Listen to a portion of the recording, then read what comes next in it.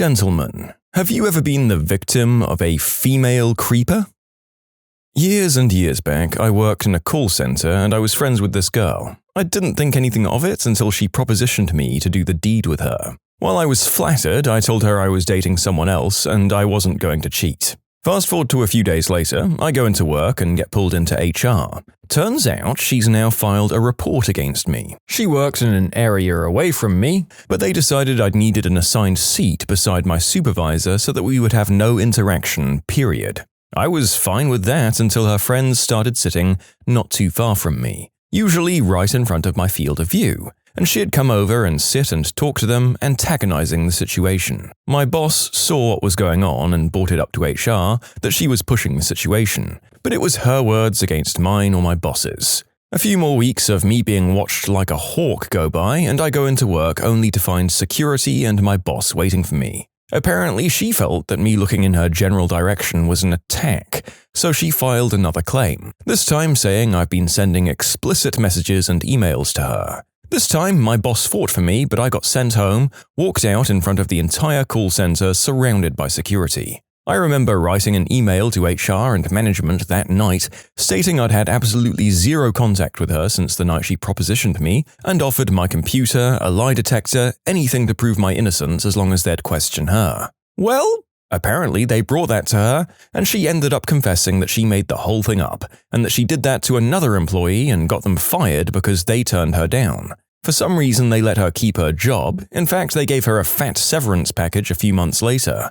I got stuck in the same punished seat and being threatened that if I told any coworker what happened, I'd be fired. I left a few weeks after the incident, but she had ruined my reputation. In that line of work, I couldn't find a job for anything for a while. A few years down the line, she spots me on a dating app and tried to hit me up. And yes, at the time I did try to sue. What was more screwed up is that no lawyer in town would even touch the suit. To this day, I still don't get it. My ex attacked me with scissors when I got home one night. She insisted that since I didn't answer her calls that I was cheating on her. I wasn't. The scissors went 3 inches into my gut. In a daze of confusion, I wrestled her to the floor in an attempt to stop her attack. I woke up 4 days later to learn her brother, who, while I was trying to subdue her, thought I was attacking her, and he hit me in the head with a cast iron skillet. 12 stitches and a slightly worse short-term memory later, I said to myself I'm never talking to her again. Don't stay with a hot girl when you know some screws are loose. That's probably a good lesson for both genders, to be honest. My God, how did nobody walk away from this one with criminal charges? You're probably lucky to be alive. I was seeing this girl for about 6 weeks. We went out one night and she said she had to work late the next day but wanted to come over afterwards. So, I gave her my apartment's spare key because why not, and told her to let herself in. I ended up falling asleep waiting for her. I woke up at like 12 a.m. and noticed there was a TV light on in the living room. I figured she was just watching something and maybe grabbing a snack before she came to bed. I got up to say hi, rounded the corner, and she was on my computer sifting through Facebook. I asked her what she was doing, and it was obvious she had no idea I was awake, and she freaked out. Needless to say, I told her to give me my key back and showed her the door. The funny thing is, if she asked, I would have let her look. I had nothing to hide. I would have thought it was weird, but everyone has their trust issues. But doing something like that behind my back was just not cool. To this day, I never leave my computer without hitting Win-L to lock it. I was doing the deed with a girl for the first time, and during it, she stopped and said, "I don't think I can do this. I'm pregnant." We went to sleep, and after that night, I continued hanging out with her for a while. She eventually got a boyfriend, and he messaged me on Facebook saying, "If I ever see you, I'm going to kick your butt. I know what you did to her. Don't respond to this message because I don't want her finding out I'm messaging you." I'm still kind of confused by the whole situation. My guess is that she already had that boyfriend and was cheating on him with you, got cold feet during it, said to stop the fun, went back to him, felt guilty, told him that you committed the unspeakable act on her. That's what it sounds like to me anyway. My 21st birthday, a coworker took me out for drinks. His girlfriend came along. I used to work with her. Her boyfriend got me in his company after I got laid off. I chucked up so much in their bathroom toilet and they went to bed. I woke up several times on her living room couch with her hand up the back of my shirt rubbing my neck. She had noticed that I was awake and then go back to bed, then come back a few minutes later. They broke up and he told me how much she wanted to do me. Oh, and they were both old enough to be my parents, by the way. I was at the grocery store with my wife, then my 2-year-old daughter, and my twin, then infant sons. My wife was pushing a double stroller with our daughter, and one of the boys was in it. I was carrying the other, who was calmly cuddled up on my shoulder. We're in the produce section when some random middle-aged woman that I've never seen before in my life spots us, makes a beeline towards me, stretches out her hands and tries to take my kid out of my arms. She didn't look at my wife or me, didn't say a word to either of us. She literally just tried to grab my son off me with no prompting or invitation whatsoever. I stepped away from her and shielded my kid while my wife chased her off. That wasn't the only weird, creepy middle-aged or older woman to come out of the woodwork when the twins were still babies, but she was definitely the most frightening. When I was in middle school, a friend of mine was absolutely fascinated by the fact that I had hair down there. She didn't want to see my Johnson, just the majestic mane. This girl who works at my mum's work, they're both servers, always tells my mum she's going to marry me and thinks that I'm cute. It wasn't a big deal at first, but it got out of control for a little bit there, commenting heart eyes and inappropriate remarks on any post my mum made with me tagged in it. Finally, she followed me on Instagram and liked every one of my 700-something posts. And here comes the best, or worst, part. She starts messaging me through Instagram, and I didn't reply once. But she begins having a conversation with herself with me in my inbox, like asking questions and answering them for herself, and replying as if I said something, and saying things like, "I heard from your mum that you're going through a rough time," and then she opens up to me about her past, which is a long and inappropriate thing to send someone who's never replied to you. This is among many other creepy things she's done to me. She doesn't bother me anymore though, just the occasional like on a picture. I was at the pub with some friends and one of them left a scarf at a now-packed table. She was feeling socially awkward and asked me to go get it. I thought, no big deal, I'll get it and show her there's nothing to be worried about. I asked a woman in her early 20s, I was 18 by the way, if she could pass me the scarf. This lady got up, walked over to me, wrapped it around my neck and proceeded to cut off my air supply with it, really going for it. Her hands were shaking from the force she was putting into pulling the two ends of the scarf. The pub was packed, but everyone just kind of stood there, not sure exactly what was happening, myself included. After what felt like ages, two guys pulled her back to her table. They were looking at me worried, shaking their heads with faces that said, "We have no idea, dude." Everyone around the table clearly knew her, and they were shocked by her behavior. I can't help but think about how differently this would have played out if the genders were reversed. If a man did that to a woman in a crowded pub, he would be thrown out and the police would be called. I came back to my dorm to find a girl who I didn't know waiting for me. I'd apparently served her food once at the campus food place I worked at. She figured out who I was and where I lived without even my name. I'm not sure how I managed to shoo her out peacefully, but I did. Wow, okay, the narrator felt sure that this kind of creep was for sure the kind of thing that only male creepers had the gall to do. But there you go, I have no idea what I'd do about that. Third week of May 1993. I broke up with my girlfriend, but she still had my choir letter jacket. We were in high school, but going to different high schools. Last day of school, I walked from my high school to her house to get my letter jacket. I got to her house and I see she's not home, so I sat towards the other end of the street, waiting for her. Hours later, she finally comes home, so I start walking towards her house. She goes inside, I wait a bit, knock on the door and say, "Melinda, I really just want my choir letter jacket and I'll leave you alone." 30 minutes go by and finally she comes out with it. I'm ready to walk home, but no, she offers me a ride home, to which I say, "Okay, but I have no interest in talking." I get home and she leaves. Fast forward to the fall of '93.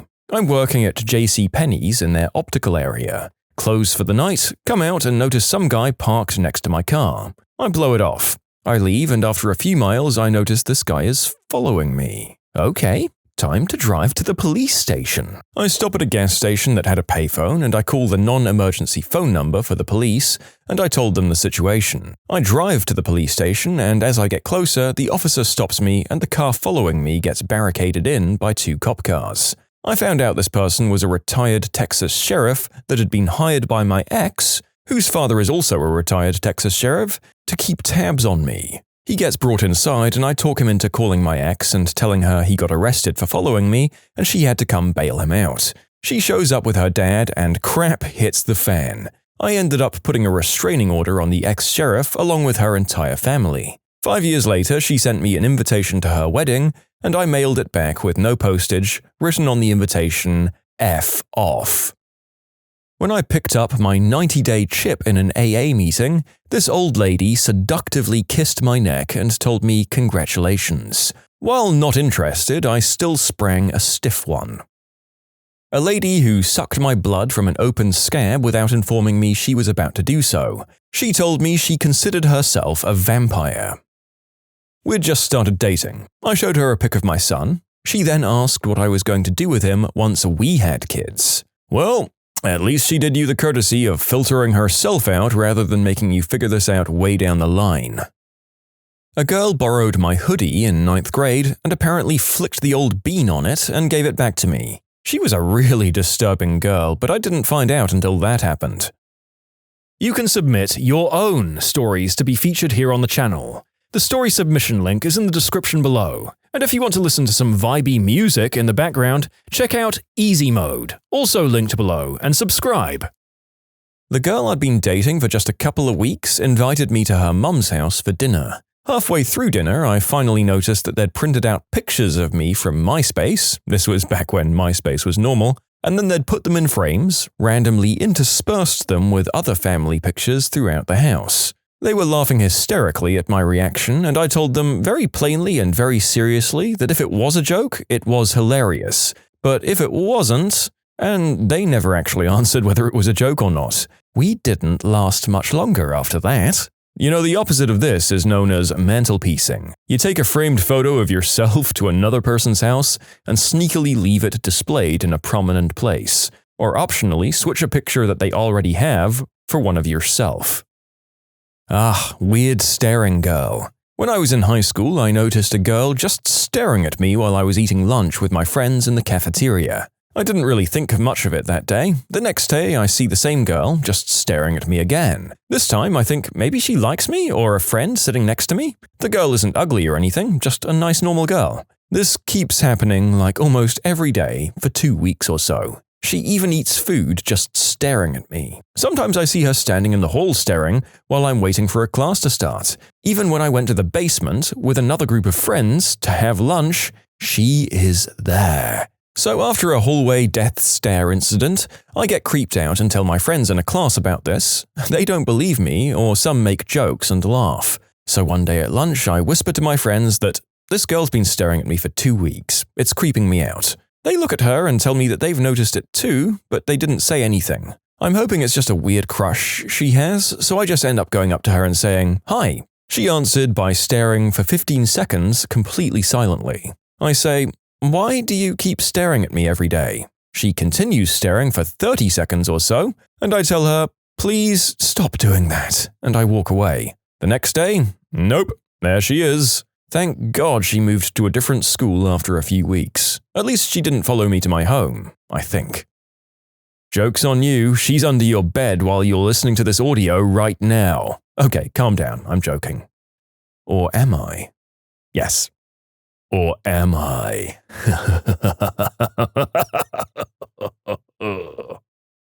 I was a limo driver for a number of years. One time, this very drunk girl climbed through the divider into the front seat. I was on a fairly busy stretch of highway with nowhere to immediately pull off, and there was a lot going on the road, so I really couldn't do anything but try to reason with her. I was seriously afraid she'd bump me or the wheel or do something that would cause an accident. After she worms her way up, she starts rubbing my thigh and telling me that I should leave my girlfriend for her. All the while, her friends in the back were egging her on and thinking it was funny as heck. I pushed her hand off my upper thigh and Johnson region several times before I finally managed to get to an exit where I could stop. It took me threatening to cancel the trip for her to get in the back of the car. It's not the only time something like this has happened, but it's the only time a girl risked all of our lives to make it happen. Usually, there's one reasonable person in the group to keep the crazies in check. Oh boy, when I was younger, 22 I think, I signed up to work an event at the job I was at. I had to work a table with an activity and help these Girl Scouts craft something. So these two 13-year-old girls came up and they started making crafts. Then they asked me for my phone number and I told them no. They asked my name then and I told them no again.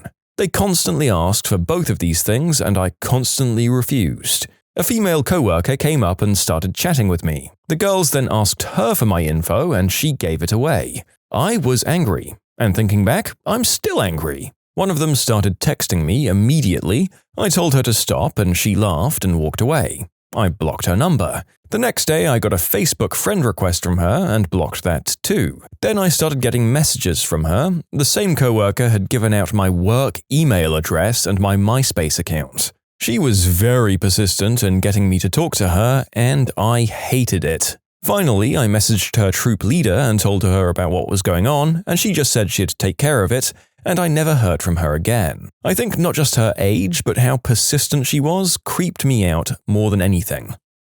I was real drunk and passed out on my friend's couch. His friend was also there. I woke up to find her on top of me and pouring whiskey down my throat. It's not like I needed any more, I was destroyed. Apparently, we did do the deed that night. Can't say for certain whether I was conscious for it. A girl licked my knee at a club. Walking from school in a big gaggle, I overhear a girl about 20 feet down at full volume say, "I could do the deed with that guy anytime I want." I mean, she could have, but it's still kinda creepy. In the middle of lifting, I was interrupted by a woman who'd told me I'd make a great stepdad. I have no idea who she was, but I did nope out quite fast. I've had women grab me down there, also my butt, and rub themselves on me. And no, they're never hot. One of them told me point blank, "I've seen your wife. You've seen my husband. I think we can both do better, don't you? Come on, we'd make such a great pair." A girl I dated made a voodoo doll out of her used sanitary products and my hair shavings from my electric razor that she said she'd use on me if we ever broke up. She buried it inside a lunchbox at the beach and drew a map to find it. She's now a married mother of 2. I was at a music festival in an American flag onesie last year and a lot of people were wanting to take pictures with me. I was having a good time meeting a bunch of new people. And this group of older ladies, between 40s and 50s, came up to me and wanted a picture. When I got in their group, one kneeled down. When they took the picture, the one who'd knelt grabbed my downstairs. I moved and yelled, "Hey!" She said shut up and grabbed it again and said, "You're a guy. Enjoy this." I ended up leaving pretty quickly at that point. Searched my apartment, phone, camera, computer, and everything else I owned the first time I left her alone in my place because she wanted to know more about me. She ended up creating a version of my personality she interpreted through my things. She showed up at my apartment block back in college. She knocked on the door, and I didn't answer. It was late, I was tired, and I didn't invite her over. She kept knocking louder and louder. The police arrived and asked her to leave. She left and showed back up about 5 minutes later. She knocked some more and finally gave up. The next morning, I found a human turd on my doormat. I mean, maybe she was just desperate for the toilet? She actually lived in the same apartment complex. I think it was an anger turd. Oof. Well, at least you likely didn't have to put up with her after that. That's a pretty clear sign of a lack of continuing interest on their part. Although, now I think about it, there are definitely weird guys who'd keep trying after doing that, so maybe it's not outside the realm of possibility. I was at work when a customer came in. She was overweight and looked pretty sloppy. Hair was a mess, wearing pajamas, a mismatched pair of shoes. She came up to me and asked how she looked because she was about to start driving for Uber and wanted to know if she looked presentable. I just said, sure, and tried walking away, but she wouldn't let me leave. I don't know how we ended up here, but she started talking about how her skin can't handle most soaps and had to use some alternative to it. Can't remember what that was. She shoved her arm in my face, telling me to smell it and to see that it didn't smell bad. I politely declined, but she did it again and made it clear she wasn't moving until I smelled her arm. I finally did, said it was fine, and walked away as fast as I could. It was definitely one of the most uncomfortable moments I've had with someone.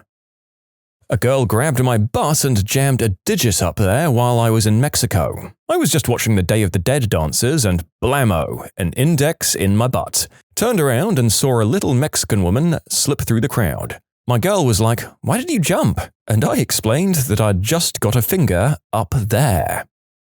Back in 1992, I was dating this girl from Chile. She really liked ABBA. Before we'd do the deed, she'd make me sing the song Take a Chance on Me while dancing undressed. If I refused to do it, there'd be no fun bedroom times. Being 18 years old and really only able to think about one thing, I'd sing the song and dance the dance. I hate disco.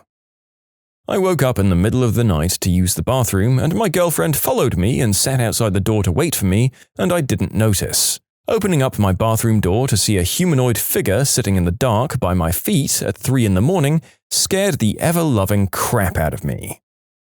I've dated an artist a few years back. I got a notification on Instagram that she tagged me in one of her paintings, so I went to go check it out. Then I see it's a painting of her cutting off my eggplant while she's wearing a bunny suit. I then check out her Instagram story, and it's a photo of the painting in progress, and she's actually wearing a bunny suit while painting it. Huh. Have you ever witnessed a birth that was clearly a result of a cheating spouse?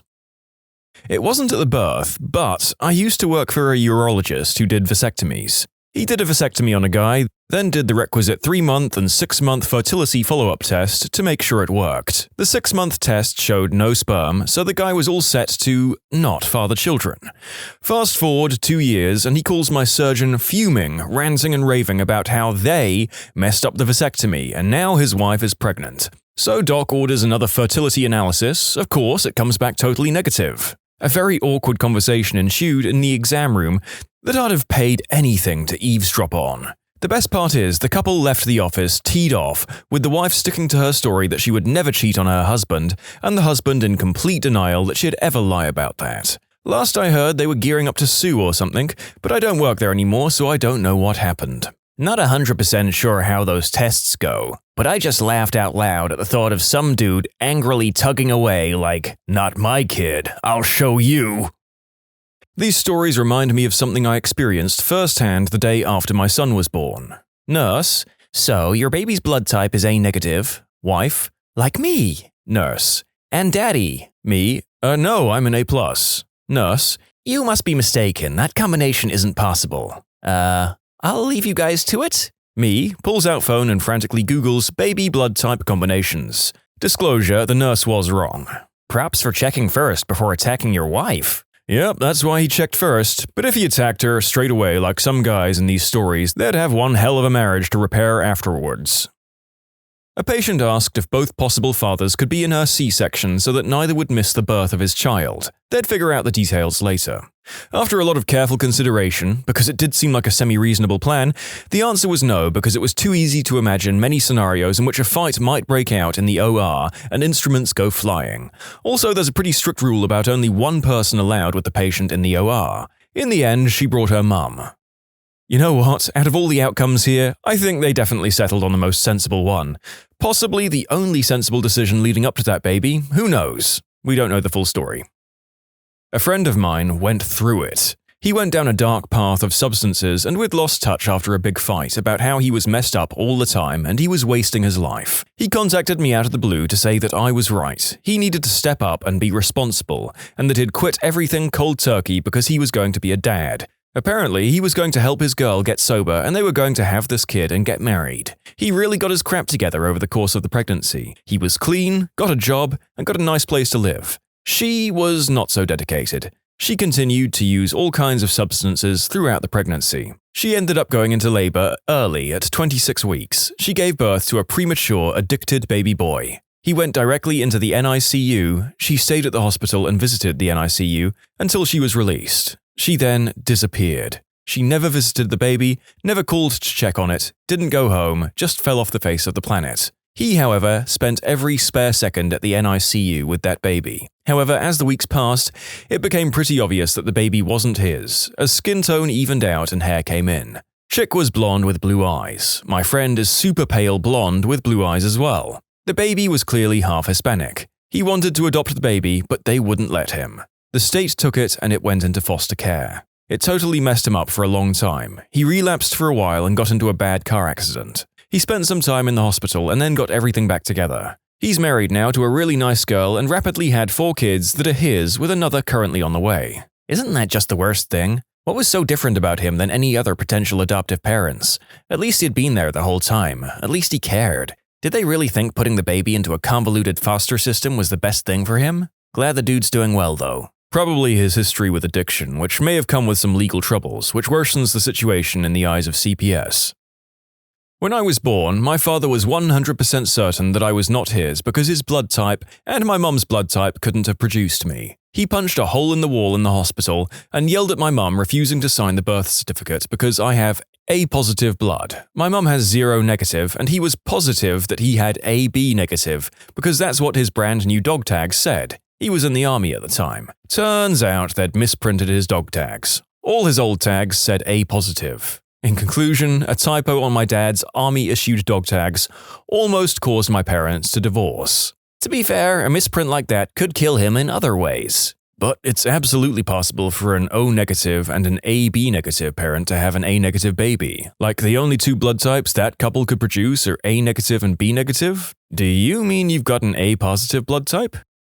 I'm not a doctor, but when my godson was born, the nurse told us about this guy who had gotten 2 girls pregnant at the same time.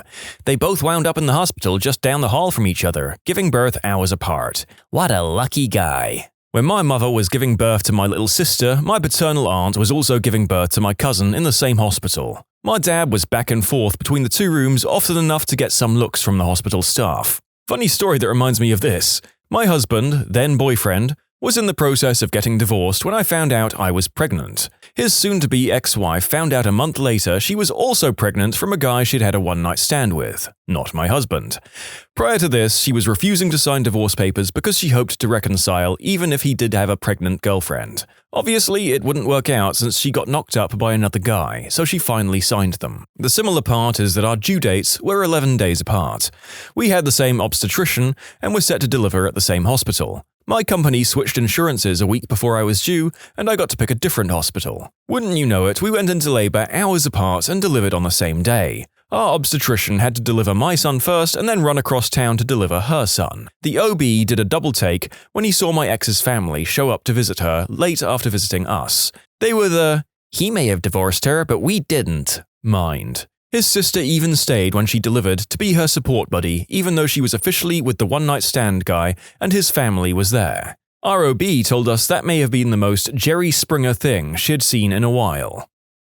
My friend was the delivery nurse for the hospital that all high-risk pregnancies go to. They're extremely busy and she's brought a lot of people into the world. She once delivered a baby in the parking lot by herself. This has come up on a weekly basis, but she shared the best story with us. A Caucasian couple come in and the mother is in labor. When the dude is filling out paperwork, the mother takes the doctor aside. She tells him there is a chance that the baby may be a different race than the father and to let her know as soon as the baby is born. The baby is born. The doctor turns to the mother and announces loudly, "Congratulations on your white baby boy."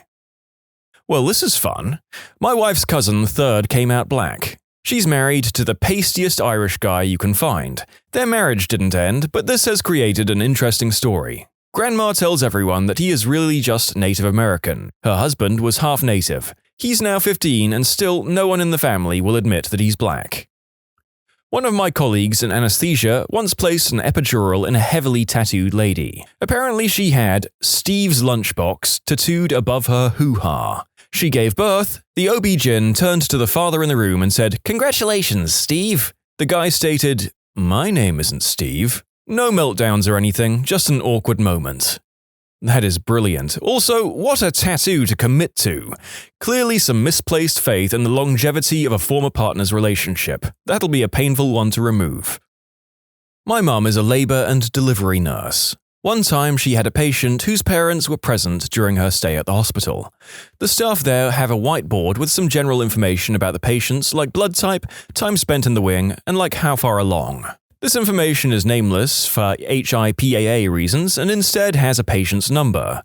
So this patient happened to be the only one in the wing at the time. Her father was walking back from the cafeteria at one point and noticed the board. He stopped one of the nurses and asked if the blood type for the patient on the board was correct. He knew his daughter was the only patient there. It was B positive. The nurse confirmed it was correct. Turns out he knew his and his wife's blood type. He was O positive and his wife was A negative. The combination will never yield a B positive baby. He brings his wife out and just points to the board, and this look of shock washes over her. In conclusion, father of patient in labor finds out his wife cuckolded him 25 years later by knowing his blood type Punnett squares. Did he draw the squares in the whiteboard? I would have totally done that. Funny story, I ran a lab in college, and we were teaching the kids about blood types. Kid insists that his parents were a certain type of blood and that his square had to be wrong.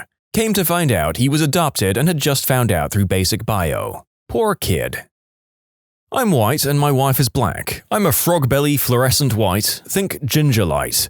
My wife is earthy brown. No one would ever describe her as light-skinned. We have a daughter. She had a difficult labor and our daughter was delivered via C-section. She did not really get to see our daughter immediately after delivery. Later in our room, she was dozing and they brought our daughter in. My relatives and my wife's relatives all commented on how my daughter looked so much like me and was not even close to the pigmentation of my wife. So I carried my daughter over to my wife and gently woke her and showed her our daughter and said, "I don't think she's yours." We all had a good laugh.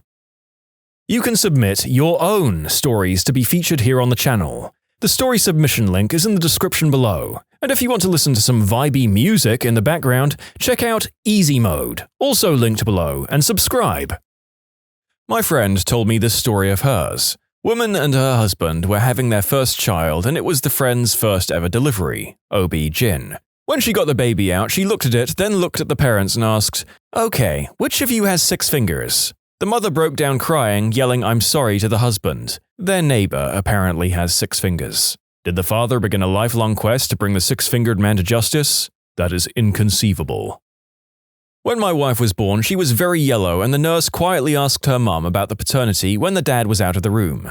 She was just born with a bad case of jaundice and that nurse was an idiot. My husband is half Mexican and I'm of Native American ancestry. We both look pretty white though. When our son was born, he had plenty of the blackest hair and looked very yellow. They kept saying he was jaundiced. He was in the NICU for other reasons, but the tests didn't show elevated bilirubin. We kept asking when he could leave the NICU room with us as his condition improved. But 2 of the nurses kept insisting that he was also jaundiced and that they'd need to clear that first as my milk came in or through supplementation, using it like a threat to get me to supplement. Finally, my husband said, "He's not jaundiced, he's Mexican, damn it," and left the room. It was first time I laughed out loud in 5 days. The nurse was so flustered.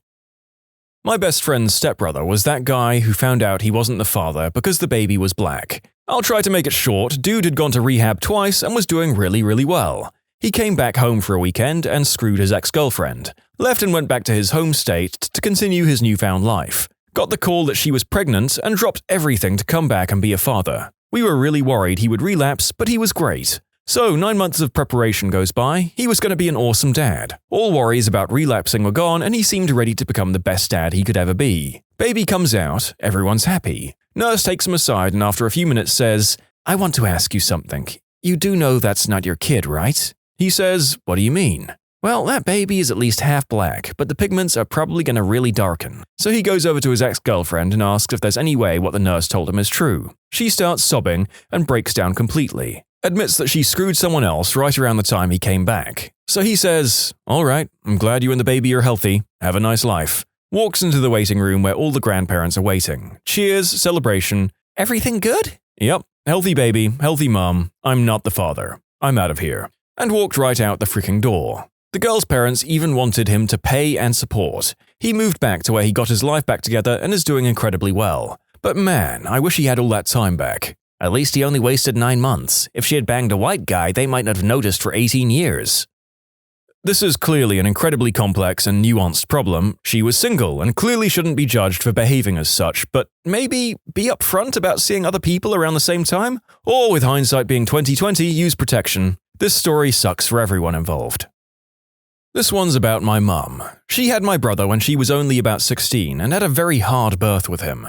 Back in that time, the husband wasn't allowed in the labor room and my grandma was at work. When my brother was born, he got stuck, so they had to use forceps and he was also jaundiced, so he looked like an Asian baby. My grandma turns up after work and is looking at all the babies in the room where they were kept and asks which one was her daughter's baby. The nurse points to my brother, and him, looking all Asian, my grandma storms up to my mum in the ward and said, "Which Asian guy did you sleep with?" Well, my mum thought she was joking, so she said, "I don't know, it was too dark to see." My grandma then proceeded to hit my mother until a nurse came in and explained. My brother is now 44 and as white can be.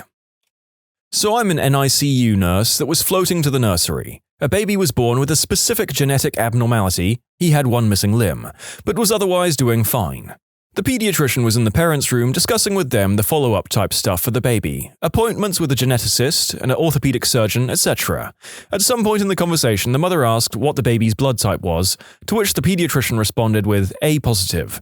The father of the baby insisted that was impossible, as he and his wife, this was their third baby, were both O negative. The pediatrician got totally flustered and came back to the nursery to verify the lab's results. The baby really was A positive. We even went so far as to redraw the baby's blood and retest it. Nope, A positive. There is absolutely no chance that the baby belonged to that man. The husband left the hospital soon after and didn't show up again until it was time to pick up the mum and the baby to bring them home. The mum spent the rest of the hospital stay lying alone in the dark, mostly hiding under the covers. My aunt is white and so was her husband. He passed a while ago. When they finally had a kid, my cousin was black. The family decided to ignore it, my uncle included. This was 1989, and to gain my young teen cooperation, I got an early Christmas gift, a Sega Genesis. Love my cousin. Not me, but this was an odd one that I heard because I casually knew one of the parents. The father, to be exact. He came in freaking out because his wife had a kid. Well, he was white, she was white. The kid was born with a very dark skin tone. He instantly dumps her and starts filing for divorce. She has no idea what the heck happened. She forces a DNA test on him before she'll do anything. 3 months later, well, turned out it was his kid. Her parents, his parents, everyone, think he is a butthead. His mother apparently had a black grandmother. So the genes came through extra strong somehow in their kids so many generations down the line. Safe to say they're going through a heck of a lot of therapy. She never cheated on him and he never believed her despite all her serious protests. Been about a year now and it's better but still not perfect. This happened to my brother's friend. His mother didn't tell him his father was black, so he grew up believing he was white. He got his girlfriend pregnant and the baby came out looking more black than he did. He stormed out, broke up with her, and kicked her out. After that, he confided in his mother about the situation, and that's when she broke the news to him. He felt like a butt and a half. She took him back, but he had to work for it. She was, of course, hurt by his accusations. But as far as I know, they're still together. My dad was a doctor and he never told me about any meltdowns, but he told me they would deliver a lot of babies for unprepared parents. Teenagers, mums and dads with obvious substance or alcohol problems, legal problems, etc., generally not ready to raise a kid. For every one of those risky couples, it was usually teen parents who were 16 or 17, he would take a picture of the new mum and dad together holding the baby a couple of hours after the birth. Then a few weeks later, he would send the picture to them with a short note about how they'll make great parents and the baby is counting on them and just inspiring words in general. He has a whole photo album of the new mums and dads holding their baby in the delivery room when he was a doctor. And I have to say, it is some outstanding photography. Amazing stuff. And to tie these stories off with something a bit more heartwarming, let's have a nice long saga from small-town Illinois. I heard this from an old client who was an obstetrician. He was telling me stories about when he used to deliver babies at people's homes way back in the day. This was probably 15 years ago when he told me this story, and he was in his 80s. 83, if I recall correctly. Anyway, he was telling me about his son, and I asked if he delivered his own son. He said yes, and told me the most amazing, heartbreaking, and heartwarming story. In the late 1940s, the town ambulance/hearse/taxi pulls up at his little independent practice out in the boonies of Illinois. A volunteer firefighter comes in and says they have a lady in labor and they won't make it to the hospital, which is over an hour away. He tells them to bring her in. He delivers the baby and mum passes out. They clean her up, they clean up the baby. All seems normal. The mum wakes up and the doctor comes in to give her the baby. She starts screaming, "Get it away from me!" He's all confused and can't figure out what's going on. She keeps flailing around and screaming that she doesn't want to look at it. The doc takes the baby out back and comes back. She's calmer but still looks frantic and terrified. He talks to her and she just stares at him like he's got 9 heads. He finally asks, "Well, what do you want me to do with your son?" The mum stays silent for a long time and as he's getting up to leave, she quietly says, "Can you get rid of him?" The doc asks what she means. She says, "You know, Just make him maybe go to sleep so he won't wake up. He said it took everything for him not to beat this woman to death right there and then. He went off on a tangent about how much he loved his work, working with all the new mothers in these little towns full of salt-of-the-earth people with great family values. On and on about how happy it made him bringing life into the world, and this woman wanted him to murder her baby. He asked why, and she ended up saying that her husband is in the military and it's not his baby. She couldn't let him find out. He kind of understood her rationale for not letting her husband know, but murder? So he suggested family, an orphanage, and other options back then, none of which seemed appealing in my mind. She said no to all of them because she couldn't risk this coming back to haunt me. He told her he'd see what he could do, and he let her rest. The next day, he tried talking to her again, and she was just more adamant about making it sleep. She said she wanted to hold her baby. He refused since he thought she'd try to kill him herself. She went nuts. In the end, he sent her home and told her that he had given the baby to his brother, who was a pastor and was unable to have children. He promised he'd never tell anyone, even the kid, who she was. Then he said he taught her a lesson. If she ever found herself pregnant again, she would come to him whether it was her husband's or not. If he ever found out she went elsewhere, he'd tell everyone the story. He said he did this because he was afraid she'd get knocked up and kill the next one. And he knew he'd find out if she went elsewhere because he was the only baby doctor for 5 towns around and knew other doctors at the hospitals. Of course, she could have delivered at home on her own, now that I think about it. She never had any other kids as far as the doc knew. And he said he did check up on her once or twice with his colleagues. Supposedly she died from a substance overdose a few years later. The doctor and his wife raised that baby as their own son. His wife wasn't able to have kids. The pastor brother was just BS, and it was to make her think he'd already given the baby away. He eventually told his son a very watered-down version of the story when the kid was older. The kid ended up becoming a plastic surgeon and has like 9 kids of his own. He's doing very well, he's very happy, and he probably would have never had a shot had that small-town fireman tried to press on to the hospital and wound up delivering the kid in the middle of nowhere. He was convinced she would have delivered and then smothered the baby by the time they got to the hospital. In conclusion, lady gets pregnant by another man. Her husband has no idea because he's in the military. She ends up at a small-town doctor and wants the doc to kill the baby so her husband doesn't find out. Doc raises the baby with his barren wife, and the baby grows up to be a brilliant surgeon who gives the doc tons of grandkids and a huge family he never would have had otherwise. Was your hangout with a celebrity better or worse than expected? Absolute best experience of my life. I ended up running over Bruce Willis. If you ever get a Make-A-Wish, ask to meet Kevin Smith. I was a bald, chemo-y freaking mess. My dad contacted Make-A-Wish. They came out and asked me what I wanted. I said, him. And within a week, our tickets were bought for us and our trip was planned. Usually takes weeks or months for celebrities to get back to Make-A-Wish. Kevin had whisked us out to New York to meet him on the set of Cop Out, which was then called a different name.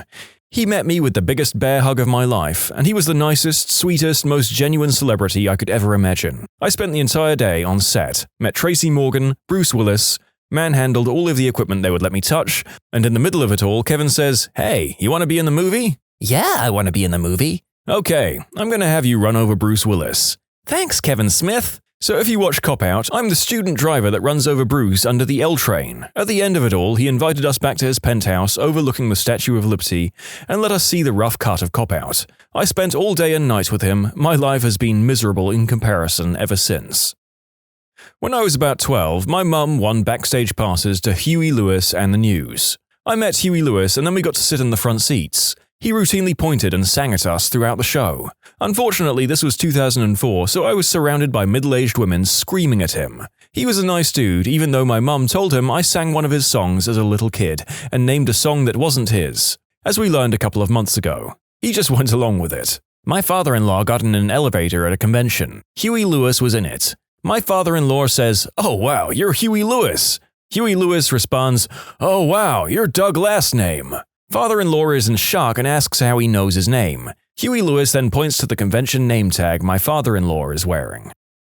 When I was like 4 or so, I won a contest to have lunch with Lou Ferrigno. This was in the late 70s or early 80s when The Incredible Hulk was running, and I was a huge fan, so I guess I was totally disappointed to find out that his skin wasn't really green. I also remember that we had funnel cake. Yum. About 5 years ago, I won a competition to spend the day with Hugh Jackman on the set of Baz Luhrmann's Australia. Was the nicest, most sincere guy. Never forgot my name and introduced me to everyone. Total legend. He's one of the few actors you could never convince me was a crappy person. I saw a video of him recognizing a reporter at an event as a student of his from when he used to be a teacher. He seemed so happy about it. Yep, Hugh Jackman seems like an absolute delight from what I've seen. It takes a guy with a good, humble sense of humor to engage in that kind of joke rivalry with Ryan Reynolds and look like that much of a jerk. Won a contest a couple of months ago to see a private Cage the Elephant show, and got to chat with them for a bit afterwards. Really cool, funny guys. Gave me a shout out later that night during their actual show. The private concert was pretty awkward though. In 2009, I entered a vitamin water contest to meet Adrian Peterson just for the heck of it. I ended up winning. I got to talk to him for a solid 2 hours, then watched a movie with him. I got to bring my dad with me, and we both had a fantastic time. He's my dad's favorite player, and he nearly broke both of our wrists with his handshake. I also got an autographed jersey that I got framed. He was extremely pleasant and seemed genuinely glad to be there. Oh, and I got a year's supply of vitamin water, which was pretty sweet. Ever since that experience, I've entered every contest I've come across.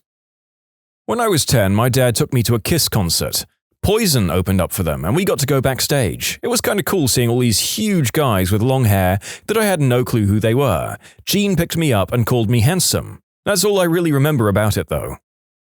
I met Richard Simmons at Walgreens. It went exactly as you'd imagine meeting Richard Simmons at Walgreens would go. I met Richard Simmons at the Gap in Santa Monica. I was buying a gray shirt and he comes up to me and starts going on and on about how gray is a bad color on me and I must wear purple. The color of royalty and passion. He was outrageous and exactly like he is on TV. He then walked around and picked out some purple shirts, went up to the counter, and had some woman, his assistant I assume, buy them for me. He kept asking me if I was single or in love. I'm a dude with a girlfriend. In conclusion, Richard Simmons bought me some purple t-shirts from the Gap. I nearly forgot his best line. When I was like, "Are you sure?" to buying me the shirts, he responded, "Don't worry, honey, I made a lot of money on my CDs." Well, I won a contest with Radio Disney to see a Seattle Sonics game with the band, Jump 5. I was 10 or so at the time, and it was pretty freaking cool, not so much to brag about now. A friend of mine got to meet Roger Bumpus, Squidward from SpongeBob, and overheard him curse. My friend said, "Squidward, you said a bad word." Roger turned to him, looked him in the eye, and said, "The frick I did." He then chatted for about 30 minutes and took a picture. Those are sentence enhancers. In high school, 2000 or so, I won a contest where you got to have dinner and meet Kane, the wrestler. We didn't really eat with him since he wore a mask, we sort of ate in the room with him there. He got a bunch of food to go and presumably ate it on his way to the next destination. The character of Kane didn't really talk, so there wasn't much interaction besides a handshake and a photo. It wasn't a bad experience, but I kind of thought there would be more to it. 2 months ago, in December 11th, it was the first Foo Fighters concert in Mexico, and just a couple of days before I happened to win a meet and greet with the band. I was so excited to meet my favorite band. All the band members are so awesome to hang out with, although the meet and greet is only like 10 minutes. I was able to chat with every member of the band, take a pic with all of them, except for Taylor. Pat gifted me one of his guitar picks, the band signed me a vinyl, and Dave Grohl took a selfie with me. It was one of my best days ever. I met Hanson by winning a drawing thing they do for their fan club after most shows. I've been a huge fan since I was 12. The three of them arrived looking rather glazed over, shook our hands and took pictures without asking us our names, or saying anything other than a polite greeting, and went on their merry way. Polite but impersonal. You could definitely tell that they'd been through the motions too many times.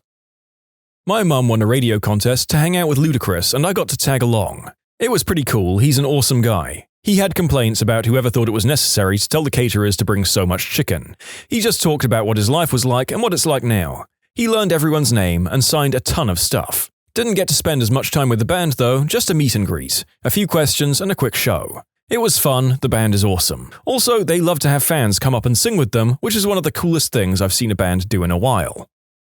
In 2001, I won a trip to Hollywood and a meet and greet with Jennifer Tilly. She was an absolute peach. Friendly, bubbly, personable, gorgeous. Everyone was telling how much they enjoyed her in Bullets Over Broadway. I was the only one who told her that I loved her in Bride of Chucky. She giggled and told me that was her favorite too. I've loved her ever since.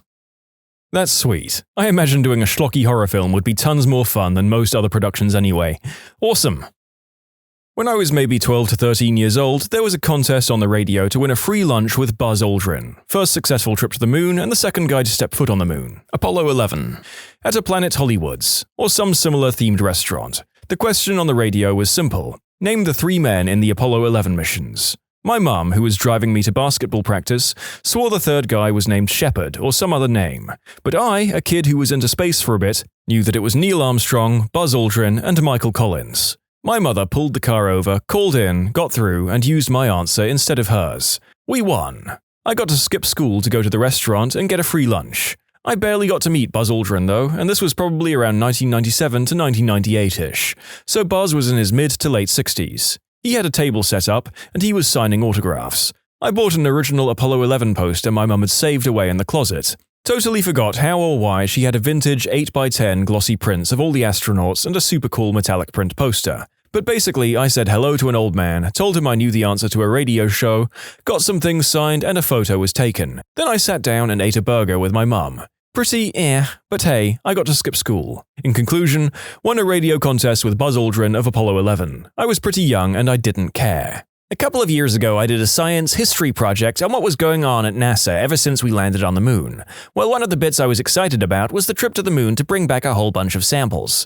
Harrison Schmitt was the first and last pure scientist to go to the moon. Most of them are pilots and ex-military. He was a geologist, to be exact. He brought back 218, I think, pounds of moon rock, including helium-3. I called him for a project, but I kept getting his personal aide. She said she would have him call me back ASAP, but I didn't get a call for a week. Then I called like 3 times in a row, and I hear a little old guy on the other side of the phone introduce himself. I talked to him for like 45 minutes, shaking the whole time. I asked him questions like, how did he regulate body temperature? He said, the sun actually made it get quite hot inside the suits while they were digging for rocks, so they had what he described to be liquid long johns. Asked him about his work with helium-3 and nuclear fusion, and he said no one's excited about science anymore, so there's not as much funding as there needs to be. Last, the cheesy question of, what does weightlessness feel like? And he replied that it felt like never coming back down while jumping on a trampoline. I ramble, but he was a really nice guy. When I was 3, 1993-ish, my mum won tickets to go see the Wiggles at the Fremantle Town Hall. Anyway, once the show was over, me and my friend kept on dancing and playing in the hall while our mothers talked. We were only 4 left. As the Wiggles were leaving, they noticed us and played with me and my friend for about 20 minutes. You can submit your own stories to be featured here on the channel. The story submission link is in the description below. And if you want to listen to some vibey music in the background, check out easymode, also linked below, and subscribe. My dad worked on Ninja Turtles 2: Secrets of the Ooze. I got to meet the Ninja Turtles, hold Leonardo's swords, and hang out on set in the junkyard scene with the Foot Clan. It was kind of a big deal. Just a little extra info, I also got to visit the laboratory that the ooze was housed in that the Foot Clan stole it from. Also, I've told this elsewhere, but it's one of my coolest memories I have. After visiting my dad on set, my mum and I have to go leave, and as we drive outside of one of the giant sound stages, there are 2 guys, a prop master and costume guy, machining something metal. Sparks are flying off this workbench. Hard to tell what it was at first. As we get closer, I realized that what I'm looking at is none other than Shredder's helmet. But not just Shredder's normal helmet, it's the helmet of Super Shredder. Helped install Tom Hanks' home office, computers, printers, etc. He was really nice, does that count? He gave the 2 of us cookies. Computers? Printers? I thought he only liked typewriters. They're not AOL compatible. A friend of mine had cancer back in 2nd grade. The Make-A-Wish Foundation set him up to go with a friend to meet Fall Out Boy. I got to be that friend. We got front row tickets to one of their concerts and we got to go backstage and meet them. I don't remember a lot of it, but they were really cool dudes and gave him a signed guitar, so that was cool.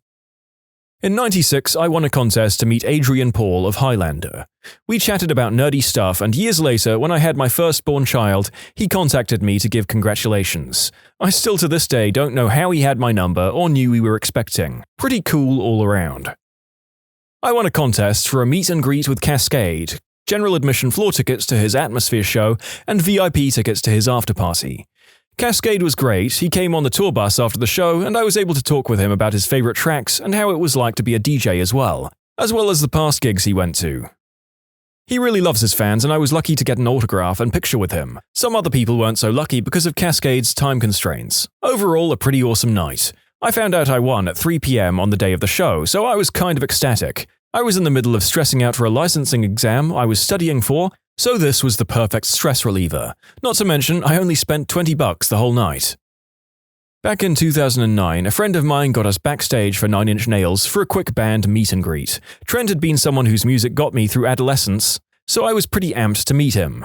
When it came time, I walked up, we did the standard, everyone pose for the photo, and afterwards I said, "This is random, but I've got to know, are you a Dig or Reddit guy?" He looked at me, and I'll never forget this. "Actually, dude, Kevin Rose is a good friend of mine. I'm definitely a Dig guy." Well, I'm the co-founder of Reddit." "Geez, I'm sorry, dude." I thanked him for the photo and walked away. It was still a great show, and things worked out okay in the end. The moral of that story, kids, is to never meet your idols. Back in 2009, Dig was our chief competitor. It wasn't a platform for communities, just a single community, but the social news part was similar enough that everyone called us competitors. For anyone wondering, the person writing this story is verified as the actual co-founder of Reddit, and I'm honestly just including him on here because I can't believe that his testimony came up in my scriptwriting process about meeting celebrities. When I was 15, Tweekend had just been released. I got one of the first copies, which had a contest to win tickets to Cyberfest. A huge concert, 5 stages or something, with backstage VIP passes to meet the Crystal Method. I won. I never win anything in my life. Never ever. My mom wouldn't let me go. I didn't have an appropriate person to go with and give me a ride, someone she was sure wasn't on substances, and she didn't want to chaperone me. Goodbye $200 tickets, goodbye. I still haven't forgiven her for that. That's fricked up. I could maybe understand couldn't chaperone, but didn't want to is not a good enough excuse for making your kid miss something that cool. I totally agree. I mean, I went to the Justin Bieber movie, for Christ's sake. My eardrums will never be the same. This guy's mom should have bit the bullet and just gone to the concert. I won a contest to see and hang out with Less Than Jake perform an acoustic guitar concert at a guitar store. They were extremely nice and even drove me to their concert that was later that night. I always remember that it was in November because we talked about Thanksgiving traditions and they each talked about how awesome certain foods their grandmas made were. When I was like 8 years old, I got a backstage pass to a 98 Degrees concert. The Baha Men were the opening act, and my dad and I got to hang out backstage with them for like an hour. They were the nicest dudes. My dad told them I liked to sing, so they let me sing My Heart Will Go On for them. Then they autographed a CD for me and gave me a shout-out at the concert. Never got to ask them who let the dogs out, though. Me and my cousin hung out with RuPaul once. He tricked some random guy into thinking he was an actual woman. It was pretty funny. I know we had pics, but I honestly can't find them anymore.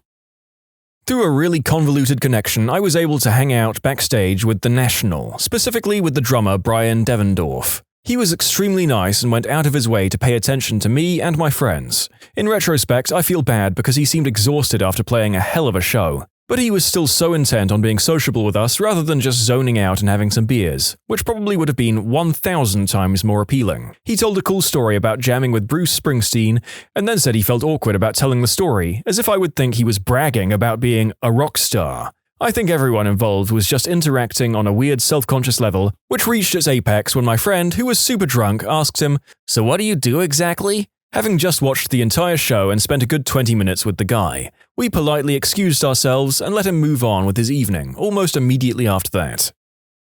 When I had cancer, my aunt asked me who I wanted to meet that was famous. I asked for Rick Mercer. 4 days later, he was on my couch drinking an Alexander Keith's. We ended up exchanging numbers, and we have been friends ever since. He even got me and Alex Lifeson of Rush to become friends. Not the exact type of answer you're looking for, but better than a friend of a friend met. I've got one. When I was real young, my dad and me went to go meet Robert Englund. He was signing autographs and he was saying it was always nice to meet his fans when my dad said, "My sister-in-law is terrified of you." Englund responded, "Is she home? Do you have her number?" Robert Englund, my dad and I went over to a payphone where he dialed the number and waited for her to pick up. My aunt said, "Hello?" Robert Englund, as Freddy frickin' Krueger, "Is this the sister-in-law?" "Yes, who is this?" "I'll be seeing you in your dreams tonight." Then he hangs the frick up while cackling like a madman. So yes, sometimes meeting your heroes is as awesome as you would expect. Once I won VIP tickets and a meet and greet to go meet the Dirty Heads. I arrived, did the usual pictures with the group, and then we went on the tour bus to hang out before the show. Absolutely the most boring people I've ever met. I'm sure it's because they were on Green Herb, but 2 of them laid down for a nap and the rest were just smoking and chatting amongst themselves. I ended up just chatting with the tour manager. I would have rather just stayed inside the venue and met people there rather than the band. Glad it wasn't for the entire day. Maybe 15 years or so ago, my friends and I went to a horror convention in New York. One of the featured guests was Tom Savini. At the time, my friend Tony was super into horror makeup and a big horror movie buff, as all of my friends were. At any rate, I guess none of us knew Tom was going to be there. So when Tony found out, he got wet his pants excited about it. I've never been the starstruck kind, so I was sort of weirded out by his behavior, but figured he'd cool his jets when he finally got in line to meet the guy. Nope. Tony's steadily getting more and more visibly anxious, and he keeps telling me, "Guy's my childhood hero, you know, man?" I get it, I've loved Savini too since I was a kid, but I guess Tony just got super stoked for meeting the guy or something. So we get to the front of the line, and I shake Tom's hand and go, "I love your work, man, keep doing what you do." And I turn to Tony, expecting him to introduce himself, and Tony literally has his hands covering his mouth in that 7-year-old girl who just met a Disney princess at Disneyland pose. Except this is a burly, bearded 27-year-old wearing an Eraserhead t-shirt. We stand there for like 5 horrible seconds, and I kind of turn to Tom to say something on Tony's behalf, and I get about a quarter of the syllable out of my mouth before Tony blurts out, "Childhood hero!" and runs out of the conference room, leaving me standing there with a very bemused Tom Savini. I don't even remember how I recovered, I just think I said something along the lines of, "He's a really big fan of yours, thanks for your time," and walked with about as much dignity as I could muster. I didn't win anything, but I did make Steve Martin uncomfortable. My then-wife bought tickets to see him receive the Mark Twain Award for Comedy at the Kennedy Center. My wife and I had been out at a bar and I was finishing my gin and tonic. I ordered a second. As the bartender delivered it, the lights flashed. That's the indication that it's time to get seated. I tossed my gin and tonic down my throat and headed toward the ticket ripper lady. As she inspected our tickets, I asked, "I'm sorry, where's the closest men's room?" "Up the stairs and to your left." "Thank you." And I went up the stairs and turned to the right, because I'm an idiot. But I saw a sign that said men's room. Good enough for me. I headed for the door, I peed, flushed, and turned around and washed my hands. No paper towels, no regular towel, nothing. I'm in a suit. I can't exactly wipe my hands on my pants. I'm stuck. I finally just decide to leave my wet hands held in front of me like a surgeon freshly scrubbed for surgery, and I leave the men's room. And I find my wife telling Mr. Steve Martin, "No, I don't really get your comedy. We're here because my husband is a huge fan. Oh, here he is. Roman, Steve, Roman." I blurt out, "I really am a huge fan." And he sticks out his hand for a reluctant handshake. I stick my still dripping wet hand in his and shake vigorously. "Congratulations on the award, Mr. Martin. Sorry about the wet hand, I just peed. We should be getting to our seats. It was an honor to meet you." And with that, I let go of his hand, and my wife and I left for our seats on the exact opposite side of the balcony. Just before we rounded the corner, I looked back and saw Steve Martin standing beside his balcony door, looking at his wet hand. I knew what was going through his mind. I can't even wipe my hands on my pants, I'm wearing a stupid suit. Medical professionals. What's the best reaction you've seen from a dad during the birth of his child? I've been told that my dad's response to my entering this world was, "It's a person." I was born in the 80s and the ultrasound technology wasn't that great. What my parents didn't know was that instead of one baby, there were 2. Our hearts were beating at the same time and they could never really tell the gender, so they thought it was just one baby. So I came out. Then my mum says, "Doc, I still feel pain." And he looks and says, "I see another head." Apparently my father said, "What the frick? Whose baby is that?" And then my sister popped out. They were obviously floored.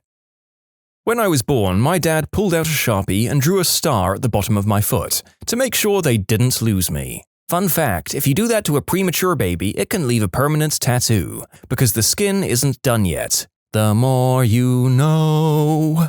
So if I wrote "Made in China" on a preemie baby's foot. I was a C-section baby. A couple of years ago, the topic came up with my parents while drinking. I mentioned that this sounds kind of gross. My father looks me right in the eye and says, "Have you ever seen Alien? It was just like that." I've seriously threatened my wife with watching the Alien trilogy while she was pregnant. I almost passed out at the first C-section. We named our eldest daughter Ripley as her ultrasound photo made it look like she would emerge teeth and claws flailing.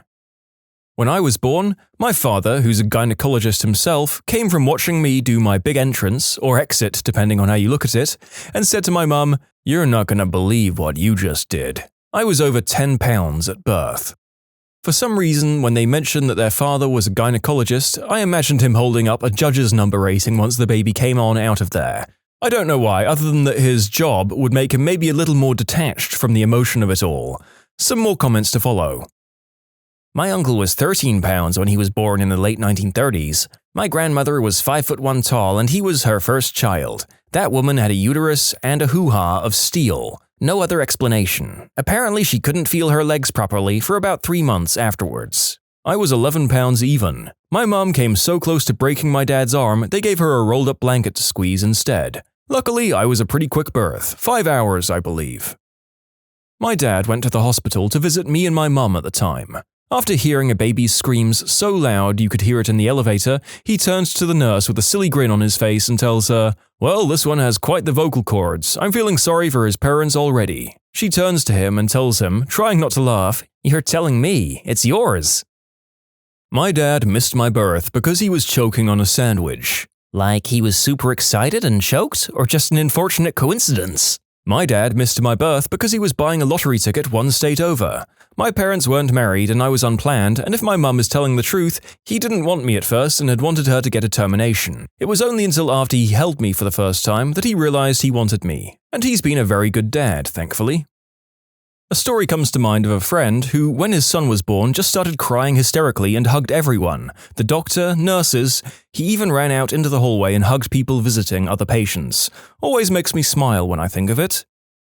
My friend told me his story. He was born with the umbilical cord wrapped around his neck. So, he was a little purple when he was born. His mum couldn't see what he looked like. His dad told her, "He looks like a California raisin." I actually had the reverse problem. I was hyperoxygenated and was red. My dad actually said, "Put this one back, she's not done yet." My husband coddled our first son because I wanted him to have something with his son I could never have. I saw him holding this red, wrinkly, swaddled little baby and said, "Oh, look, they dressed up a potato like Mother Teresa." My dad is a carpenter and was at work when he was told that my mum was in labor with me. His reaction? He went into a shocked stupor and accidentally shot his thumb with a nail gun. And that's the story of why my then 11-year-old sister had to fill out my birth certificate. Did she get to name you too? Be honest, is your name Pooh-Face on your birth certificate? My friend got to name his little brother, named him Leonardo after a ninja turtle. My birth was both a terrifying and wonderful day at the same time. My mother hemorrhaged pretty badly, so my dad had this turbulent hour in which he was both crying with joy over the birth of his first child and also with terror at the thought of losing his wife. The doctors wouldn't let him back in the room while they were trying to save my mum's life. So apparently for this hour, all he did was pace the hallways outside the room holding me, and refusing to let anyone else near me, as if he was already preparing for it to just be me and him. My dad has never stopped being an utterly devoted and emotional father. To all those who asked, yes, my mother survived. At a forceps delivery last night, the dad-to-be was so horrified and impressed by the amount of pain his wife had gone through during her labor that he phoned up his own mum to say, "Thanks." I'm afraid to ask. Forceps delivery? Baby won't come out easily from the birth canal, so the doctor grabs its head with forceps and helps out. Usually leaves little dents because the baby's head is soft, but those straighten out afterwards. Note, usually straighten out afterwards. Multiple Redditors still retain scars and elongated heads. Thanks for the nightmares, guys. I think I finally decided to never give birth. When I was born after 13 hours of labor, my dad looked at my full head of black hair and blue eyes, looked at my mum and said, "Are you sure she's mine?" My grandfather was the one the nurses let carry me back to my room post-cleanup, and when my mum asked if I was okay, he said, "Yeah, I don't think the extra 2 toes will be a big hindrance," which led to my mum frantically tearing the blankets off to check my toes. Basically, the men in my family are buttholes. My brother was born about a year after me, and my mother had gone into false labor so many times that she only knew she was really in labor when she couldn't sleep that night. Anyways, later at the hospital, the doctor said that she was going to be in labor for a lot longer. So he went and ate dinner. She wasn't in labor for much longer. My grandmother delivered the kid and was holding him when a nurse walks by and says, "You can't do that." My grandmother retorts with, "Well, I'm not going to put it back." That doesn't sound like a very good nurse to me. No, that doesn't sound like a very good nurse. What did she think the grandmother was going to do? I imagine there was a fair bit of shock involved with realizing that a patient's family had delivered the baby instead of the hospital, but still. My father, up until I was born, had not seen a newborn baby, like ever. Naturally, he assumed that all babies look like they do in movies or commercials. As you can imagine, he was quite disappointed when an alien-looking thing is handed to him and introduced to him as his daughter. He handed me back to the doctors and went outside for a smoke to calculate how much all of the plastic surgeries were going to cost. Newborn babies are kind of gross looking, sticky and covered in baby cheese. Baby cheese? Well, now I'm not finishing the rest of my sub, thanks.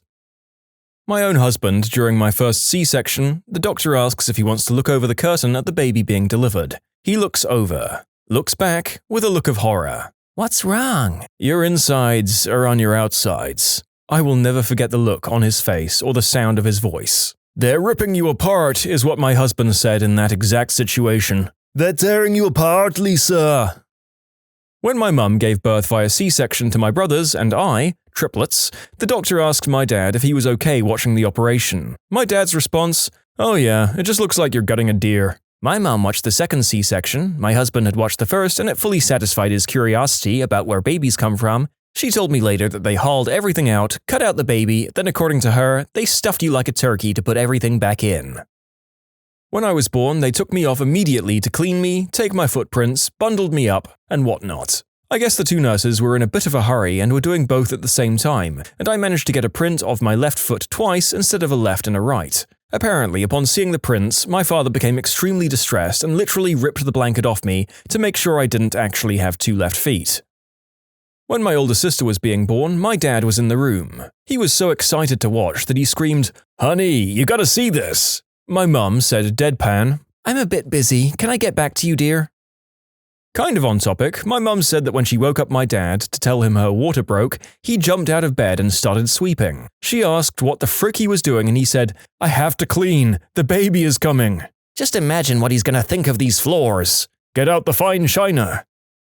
According to my parents, I was a super fast delivery. Like so fast that the doctors and nurses had stepped out of the room to go to attend to someone else, and my mum grabbed my dad and told him to get ready to catch me. My dad didn't even have time to put on gloves and had to catch me, baby gunk and all. Apparently he smiled, passed me to the nurses, who came rushing in, kissed my mum on the lips, then leaned over and vommed everywhere. In conclusion, baby gunk and spew. Medical professional here. We were trying to get mum to push for at least 10 seconds with each attempt at getting baby out. So I'm counting down from 10 and ask the dad to join in just as baby's head appears. 10, 9, 7, 4, 7, 3. The guy was so excited and nervous and caught in the moment that he forgot how to count. One of the most precious moments I've gotten to be a part of. You can submit your own stories to be featured here on the channel. The story submission link is in the description below, and if you want to listen to some vibey music in the background, check out easymode, also linked below, and subscribe.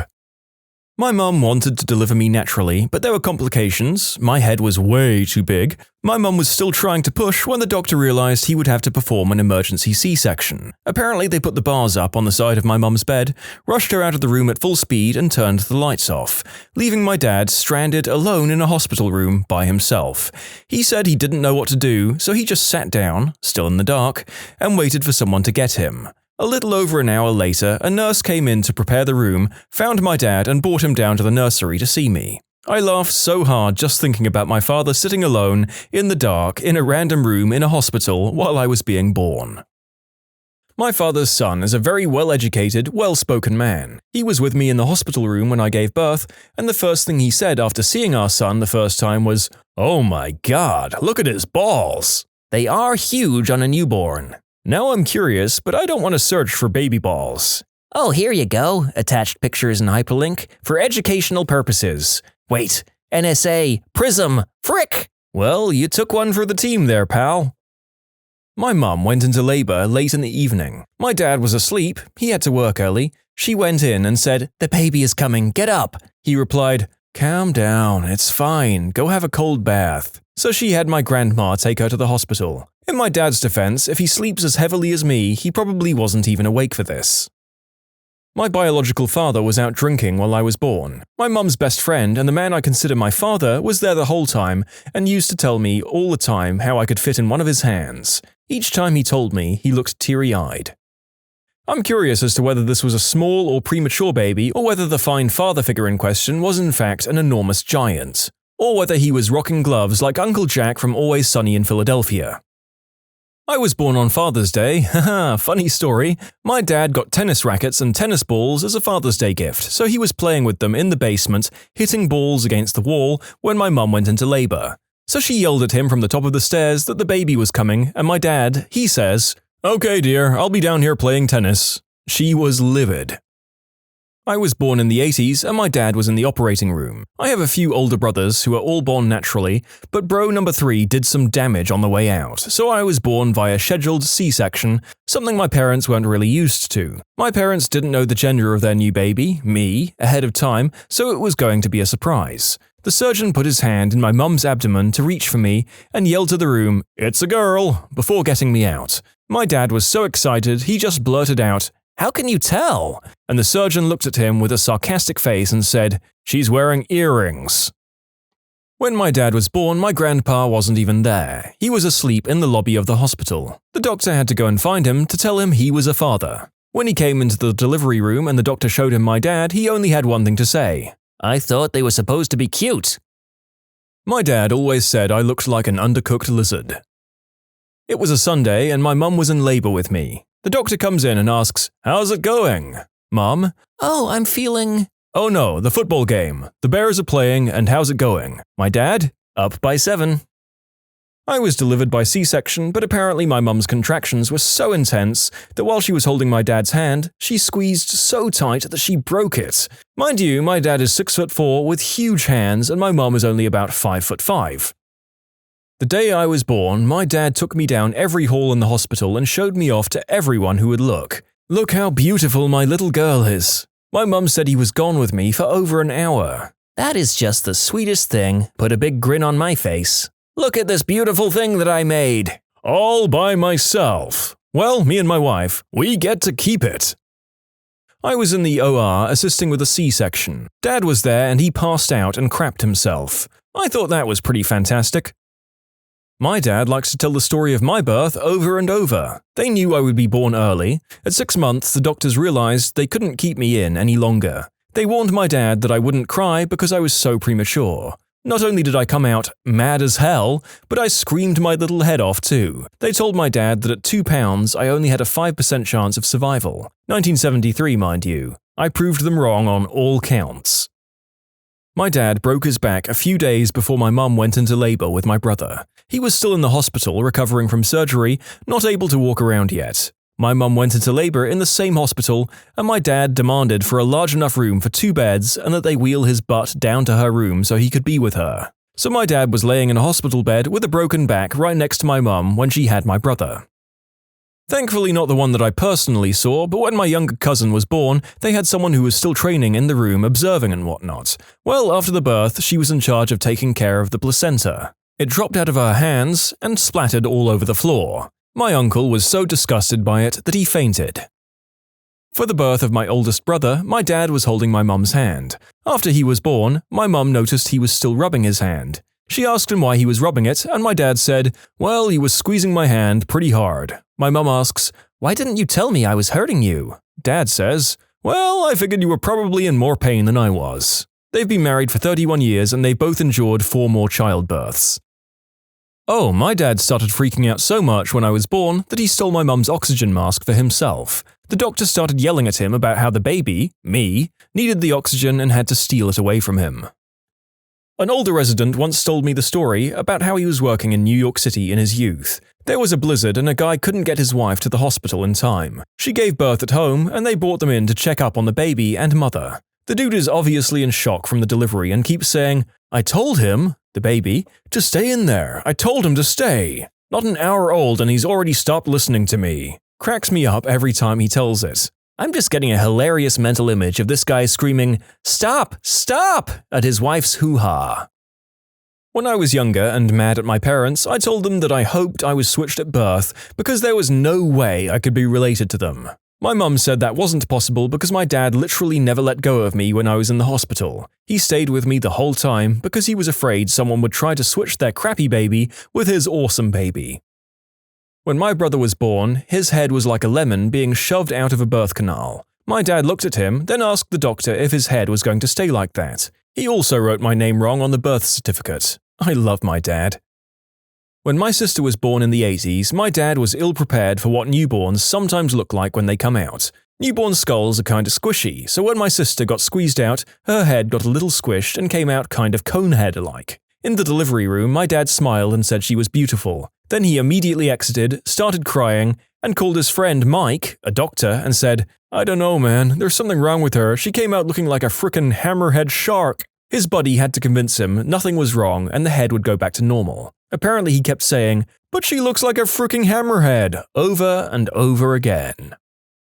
Dad here. My second child was born with bright, shiny red hair. Neither me nor her mum have red hair. There were about 10 or 15 assorted doctors, interns, nurses, etc. in the room. One of the interns sees the hair and immediately asks, "So, does red hair run in your family?" Every medical professional in the room sucks in a breath. They knew the dangers of asking such a question, probably from previous births. I looked the intern in the eye and said, "Yes, hers and mine."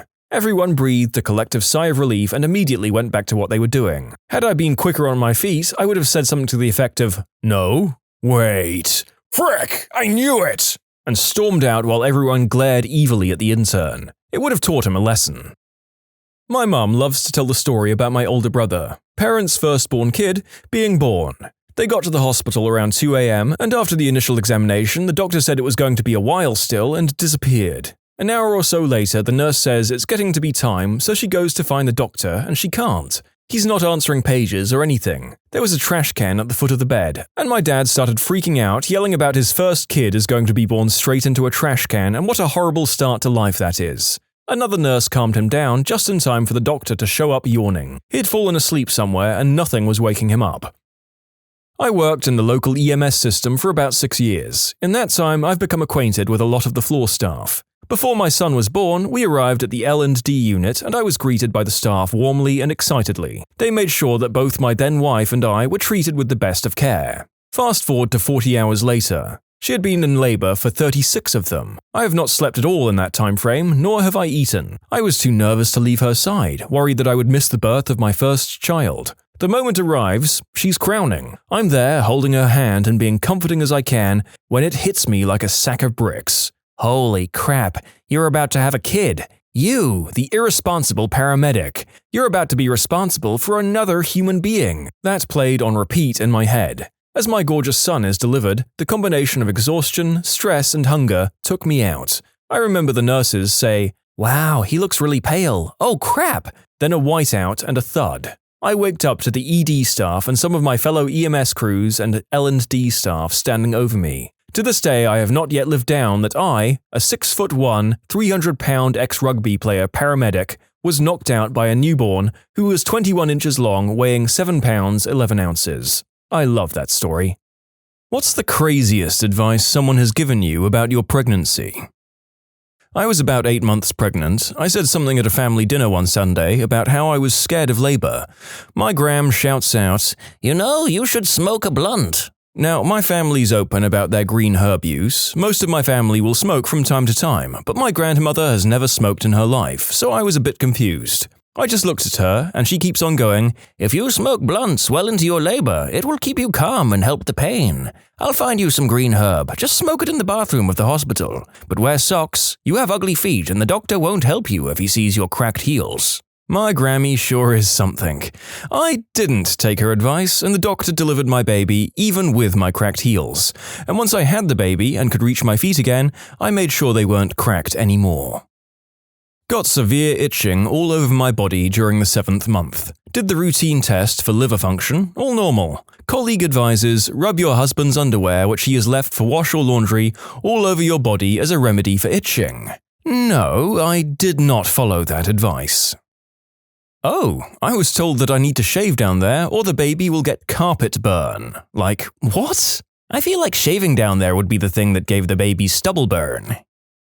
When I was pregnant past my due date, a co-worker advised me to drink cod liver oil mixed with vodka. Apparently this mixture would upset my digestive system, give me horrible diarrhea, and thus trigger labor contractions. To clarify, I did not drink this combo to help with being overdue. I ended up several days later being medically induced and the labor delivery was swift and baby healthy. He's a grown man now. that I should drink her crappy MLM aloe vera juice every day. It's not advisable for pregnant women. I knew when I started this story collection that it would be full to bursting with homeopathic crap, and I think we've done quite well to have this be our first story about it, to be honest. My labor should be painless because Jesus died and erased the pain during childbirth, penalty humans got from Eve. If I feel pain, it's because I don't believe in Jesus' redemptive powers. That's not how that works. That's not how any of that works. Was told not to drink hot tea because then I would boil my baby. The reasoning for this advice was that the umbilical cord acted as a sort of snorkel from the baby to the mother's navel. If the navel was submerged, the baby wouldn't be able to get air. I had a coworker tell me that eating peanut butter, I was eating an apple with peanut butter on my lunch break, would give my baby cancer. I already thought she was the world's greatest idiot, so that nugget of wisdom was just confirmation. Don't raise your arms above your head. It will tangle the baby's cord and the baby will die.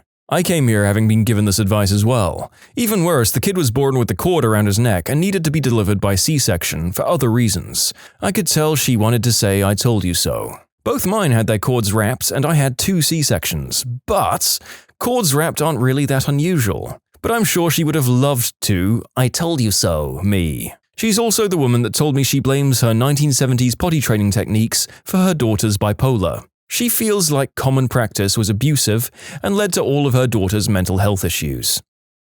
Not to sit on stairs because it will cause you to have a miscarriage. People are crazy. According to my mother, everything can cause a miscarriage. Stairs, the silent killer. Coffee? Miscarriage. Tea? Miscarriage. Too much meat? Miscarriage. Not enough meat. Miscarriage. Sewing? Miscarriage. Paddling the school canoe? Oh, you'd better believe that's a miscarriage. Had 2 miscarriages before finally having my daughter. Just bad luck chromosomal abnormalities. But she made sure to remind me not to do all those things again next time. You know, just in case. Thanks for the subtle blame, Mom. Not me, but my sister. She had to have an emergency C-section when she had my niece. Her mother-in-law said she wouldn't be a real woman unless she had a natural birth. I was 18 when I had my son and was already terrified. Had to be induced and ended up having to have a C-section because labor just wasn't progressing and his heart rate kept dropping. For the first 1.5 years of my son's life, my mother told me I wasn't a real mom because I had to have a C-section. My mother-in-law said it's okay to drink mixed drinks. She went on to say that my husband was a margarita baby. I now call him that when he gets on my nerves. That is hilarious. It's like, okay, margarita baby, whatever you say. My mother-in-law, don't eat spicy foods or stand under the moon. Ugh. It's the full moon, not just the moon in general. This was a decade ago and my memory sucks. The spicy thing comes from the superstition that spicy foods will give your kid a birthmark. On my very first OB visit, first baby, they handed me a book about month-by-month pregnancy and said that if I had any questions, to just refer to the book. Then I said, well, what if the baby… She cut me off right there and pointed to the book and said, it's in the book. I changed OBs. For those who are asking, my question was not in the book. I had questions about the baby being premature. My brother and I were born very premature and I was going to ask her about it. And my baby ended up being born 3.5 months early, and I had a lot of complications prior to that. Being high risk is not fun. But he's healthy now. Wow, that is complete crap. Imagine if every doctor did that. What an idiot. Walks into doctor's office. Hey doc, I've been feeling nauseous and have had severe stomach pains for some time. Did you check WebMD? What? Did you check WebMD? Nah, I figure… I can't help people who won't help themselves. Well, seems that in some rare cases, the medical experts can be just as infuriating as the people around us, I guess. But still, folks, 99 times out of 100, listen to the people who've trained in this rather than your crazy homeopathic hippie uncle. Don't worry about the swelling and high blood pressure, that's normal, says my midwife days before being induced due to preeclampsia. Literally a life-threatening condition in some cases. A+ midwifery. Oh, I've got this. The lady at the counter in the village bakery told me that I should smear my face with my man's splooge to counter pregnancy acne. It was the first time I'd ever met her. In high school, I read an article that said, in complete seriousness, women should give their men BJs every morning because morning sickness is caused by the body not being used to splooge. Younger me earnestly asked our medical teacher that question. Her tiny Christian body just froze. Looking back, it was a horrible idea, and I can't believe I asked that. My entire family was super judgmental against breastfeeding for some reason. It was really strange. How long are you going to do that for? You're taking the joy of feeding the baby away from everyone, said my mother when I was breastfeeding. She came around though and ended up getting judgy about women who choose to formula feed. I'm not judgy, by the way. My mother-in-law said the same thing. She said I was preventing her son, my husband, from being a dad because I breastfed.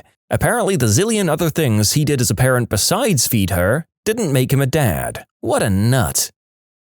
I'm in my 30s. When we had our kids, my mum kept telling me how when I was a baby, I was fed exclusively on formula because she was told by her doctors it was the best. She kept saying it, almost, but not quite, judging us for breastfeeding our own children. I honestly hear that from a lot of people our age. I'm just shy of 33. I wonder if there was a formula marketing shift in that time period. It's actually a real problem. 2 generations of women were convinced through false advertising that formula was safer and healthier. This led to a loss of cultural knowledge on breastfeeding. My in-laws were fully supportive of my breastfeeding until my baby reached 6 months old.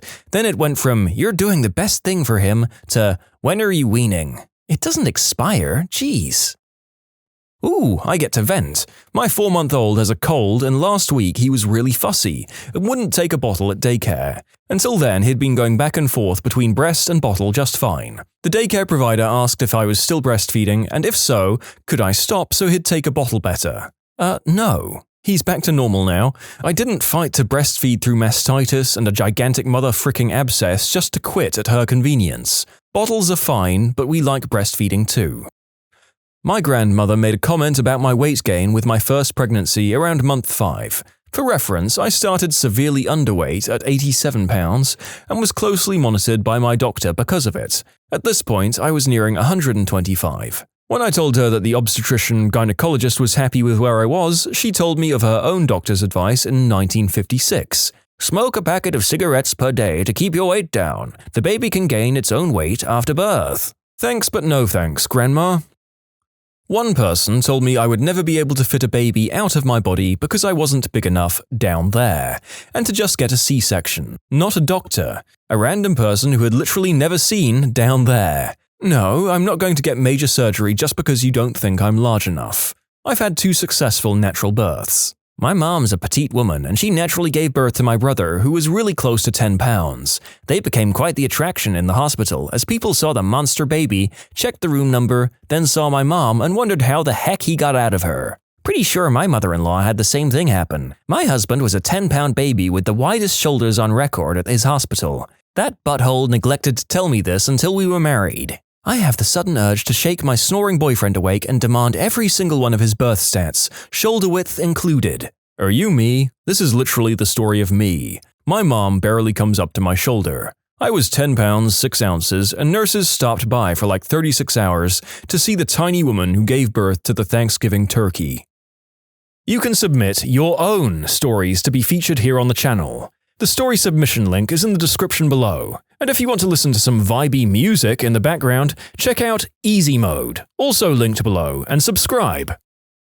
While pregnant with me, my mum was told that drinking beer would help her baby develop and be nice and chubby. I was 5 weeks early and barely 6 pounds. It could have been substantially worse. Apart from being a really small baby, I didn't have any fetal alcohol-related health conditions. Conversely, when my grandma was pregnant with my mum, her first, in the 50s, the accepted wisdom was that smoking while pregnant was a good idea for first-time mothers, because it lowered their birth rate, which was supposed to make labor and delivery easier. But low birth weight is extremely dangerous and makes the process harder. My mum was born 2 months early and weighed about 2 or 3 pounds. She was so tiny that my grandma dressed her in baby doll clothing and my mum spent her first month of life in the hospital's NICU. That's insane. I wonder what medical knowledge that's commonly accepted today will turn out in the future to have been disastrously wrong. That if you try really hard and stretch a lot, you too can have a natural birth. Not actually a bad plan, as long as you don't wind up not fricking dilating after 30 hours and have an emergency C-section due to fetal distress. because I just didn't try hard and stretch enough.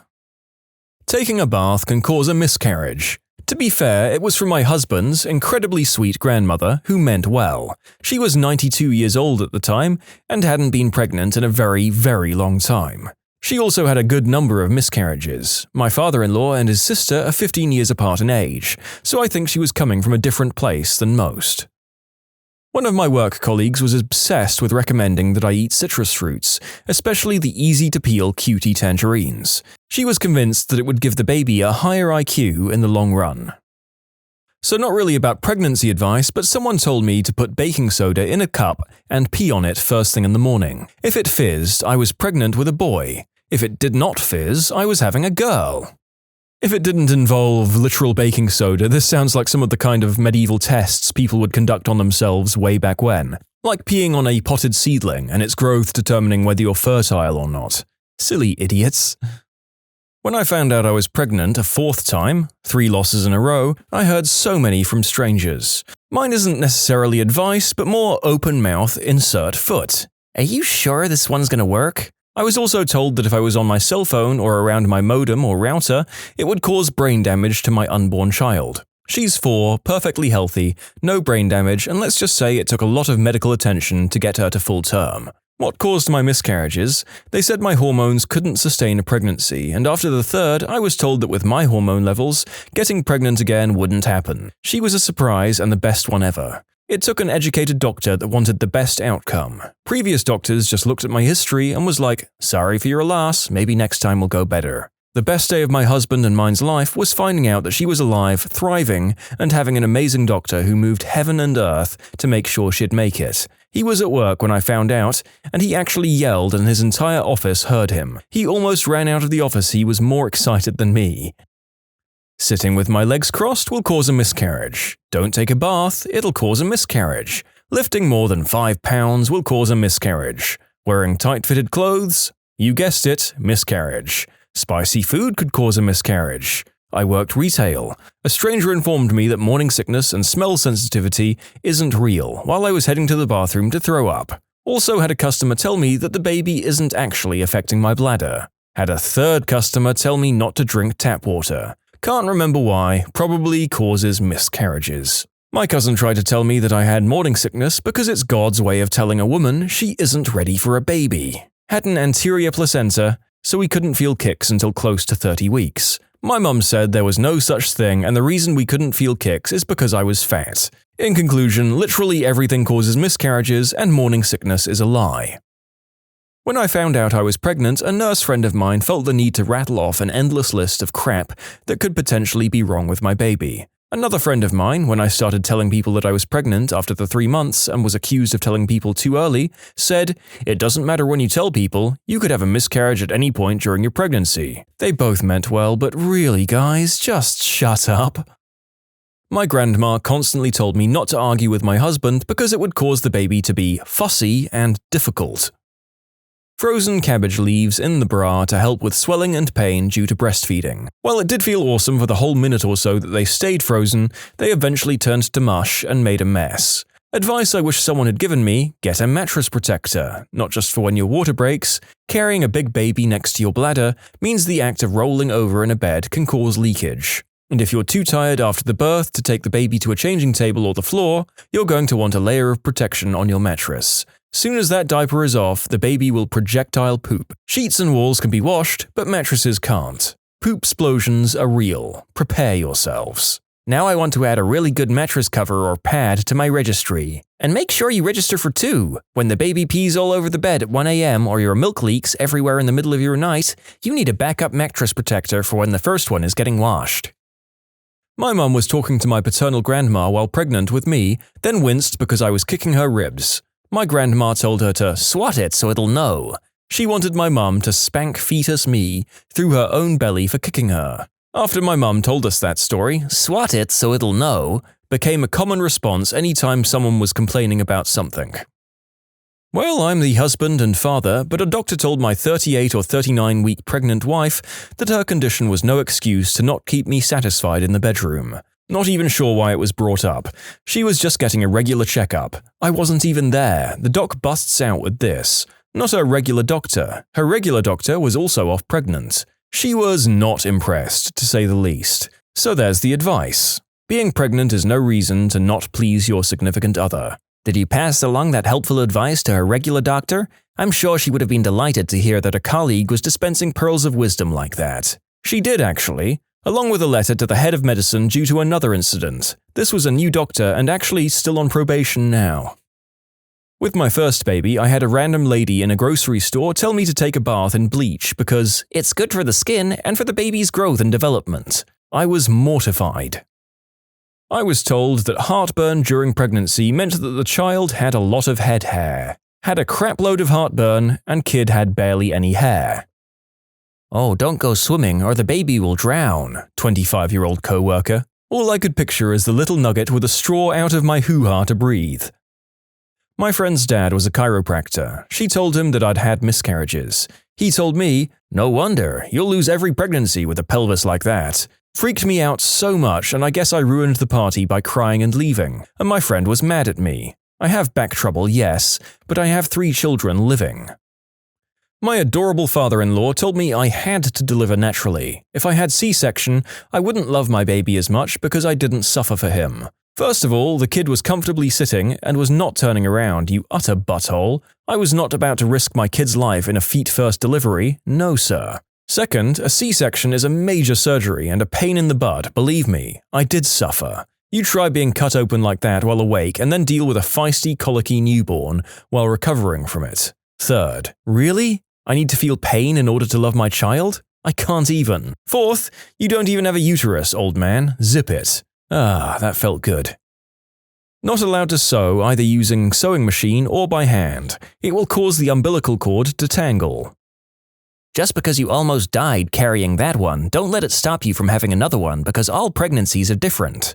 Okay then, I could potentially have 2 motherless children. Sounds like something a responsible adult should do. I had extremely high blood pressure and the placenta dropped so low the doctor said just bending over would cause a problem. They couldn't see the bottom on ultrasound and had to use the wand. I had such bad morning sickness, and then when that was done, I had acid reflux so bad I was throwing up 3 to 10 times a day. I didn't gain any weight my whole pregnancy and couldn't eat. Doctor said just the elevation in blood pressure alone was reason enough to never do it again.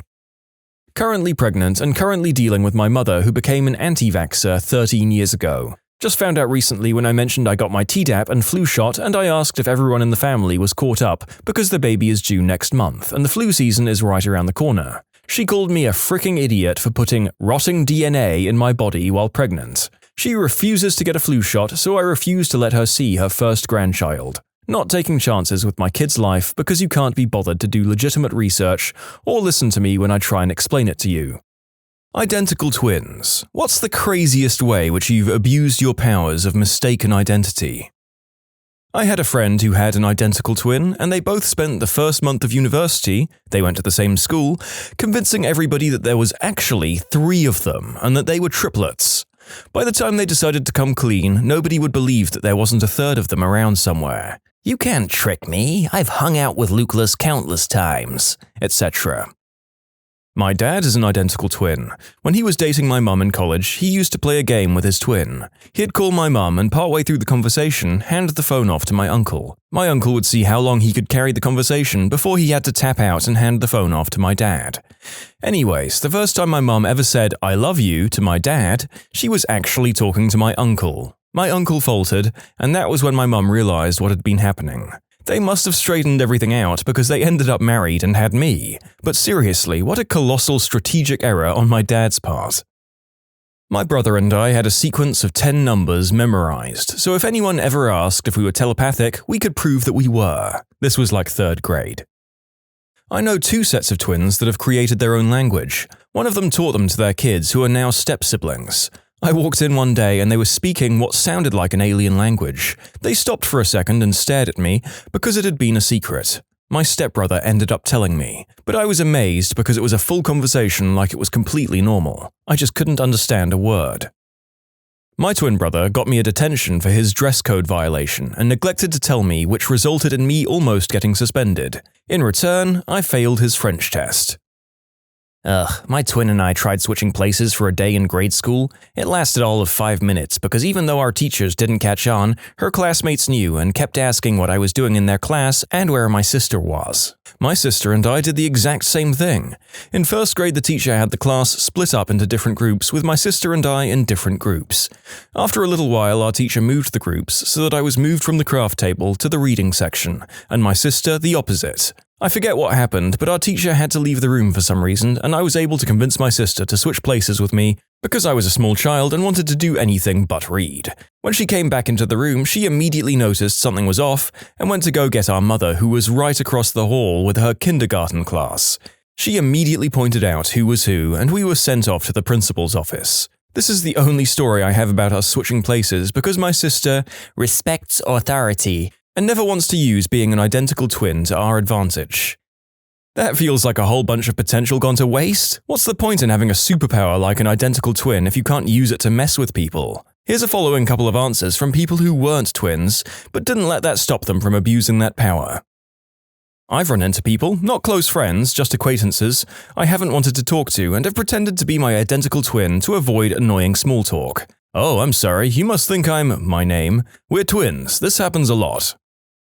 I'm not a twin, but had my whole class of 4th graders convinced that I was, and that my twin was also a teacher, and we would switch places and teach the other's class occasionally. It was hilarious hearing kids' theories on how to decide when I was me and when I was my twin.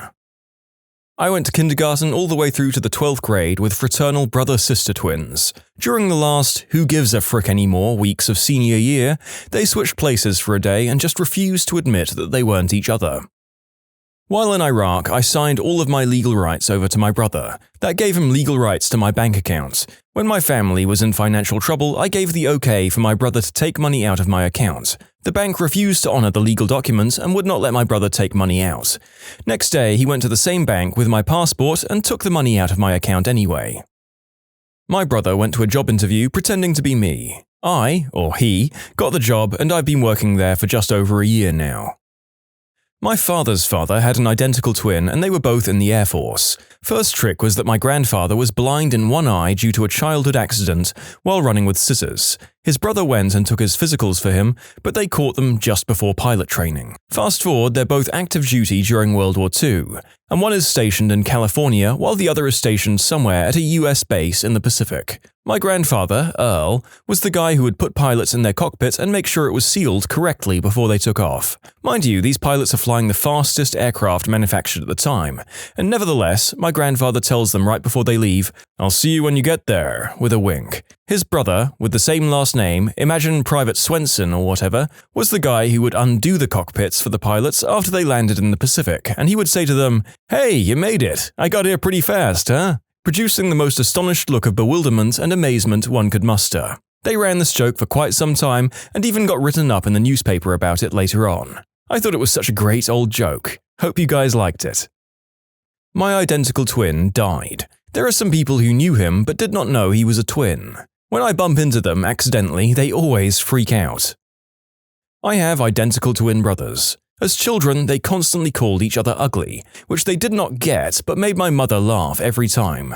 They still do it today, mostly as a dumb old joke. One of my nicknames for my twin is ugly. Some of the others are Lefty and Spare Parts. When I was younger, me and my non-twin sister convinced our younger sisters, who are twins, that everyone in the world is born a twin, so you've got spare parts if you have an accident. We made up stories about our own twins and how much we missed them, but how they'll always live on as our lung or whatever. Then we asked them which one of them was the spare. Twins fighting is brilliant. They're so evenly matched. One of my high school teachers said she had her twin take and pass her driver's test for her. No one was ever the wiser. My dad is a twin, and every so often one would break up with the other one's girlfriend. Oh man. How could you say those things? How could you be so cold? I don't know, it's like I hardly even know you. Bye. I imagine however it actually transpired, it left the girlfriends pretty confused in some way or another.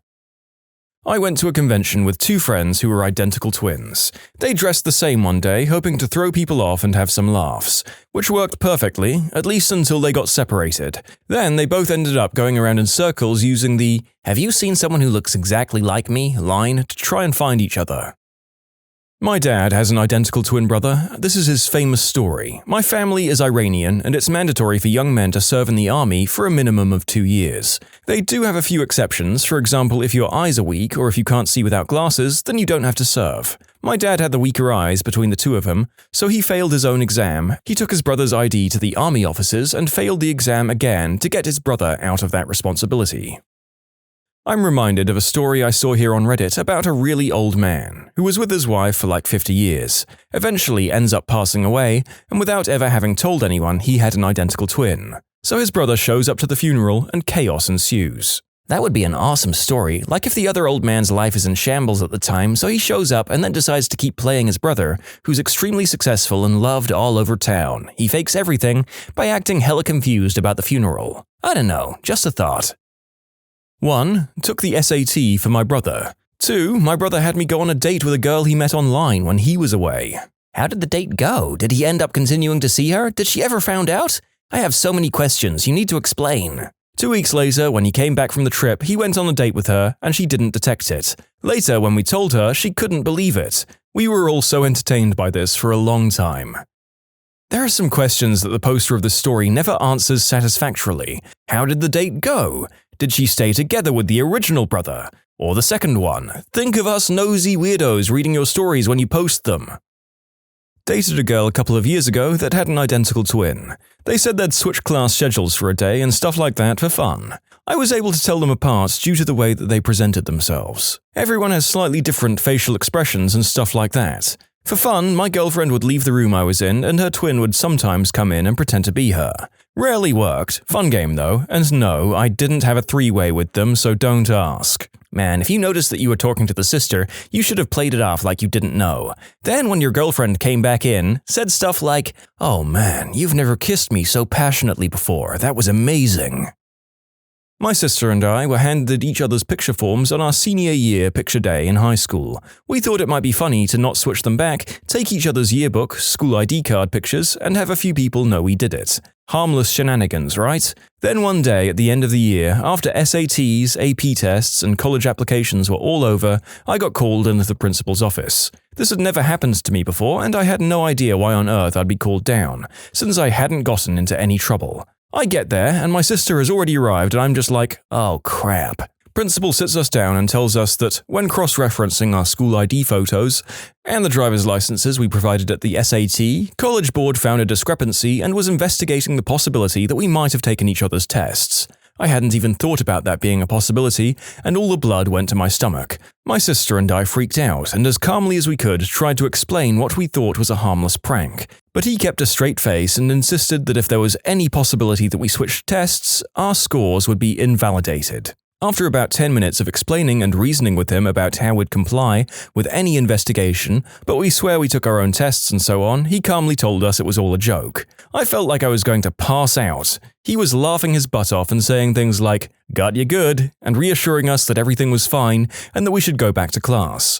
Turns out that since we have family in the school district, the principal had heard that my sister and I switched and decided it would be brilliant to make us think our futures were in danger. In his defense, it was an objectively fantastic prank, and his delivery was so level and authoritative, it at no point occurred to us that College Board doesn't reference yearbook photos to confirm identities. Props to him for creativity, but what goes around comes around. In conclusion, sister and I switched places on a yearbook day. Our principal pranked us hard months later by making us think our life careers were in danger.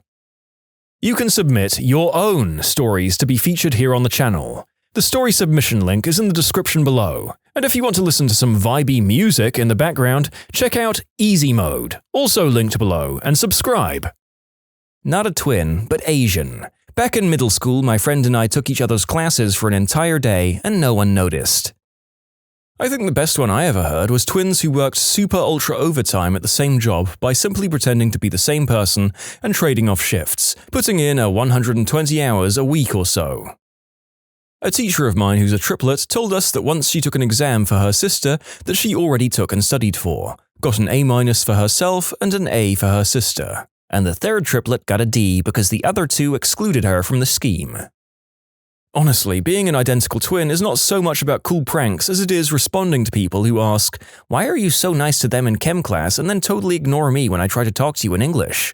Or this, most common problem, guy, hey, what's up? Love the new hair. Me internally, do I know this guy? I didn't do anything special to my hair. Who are you? I can't remember who anyone is. Then out loud, hello, guy. How brutal was that test the other day, right? Me internally again, maybe he's in my psych class? Wait, did we even have a test? Maybe just go along with it. Oh, I am totally screwed for next week. Guy, next week? The final's not until the end of the quarter. Finally, oh no, he thinks I'm my twin. Should I say something? That'd be awkward. I'll look like an idiot for just pretending to know him. He might get embarrassed. Maybe I can just wing it and no one will have to know that I'm me. At this point in the conversation, I decide if I should continue to be my twin or reveal myself. This is definitely my fault, in part, because I'm so bad at remembering faces. People in my classes, people at bars, people from past classes.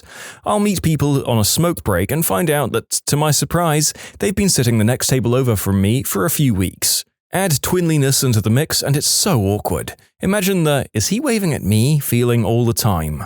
I get that, plus a conversation. If they ask for help or make it obvious that they just want to chat, I tell them I'm the twin.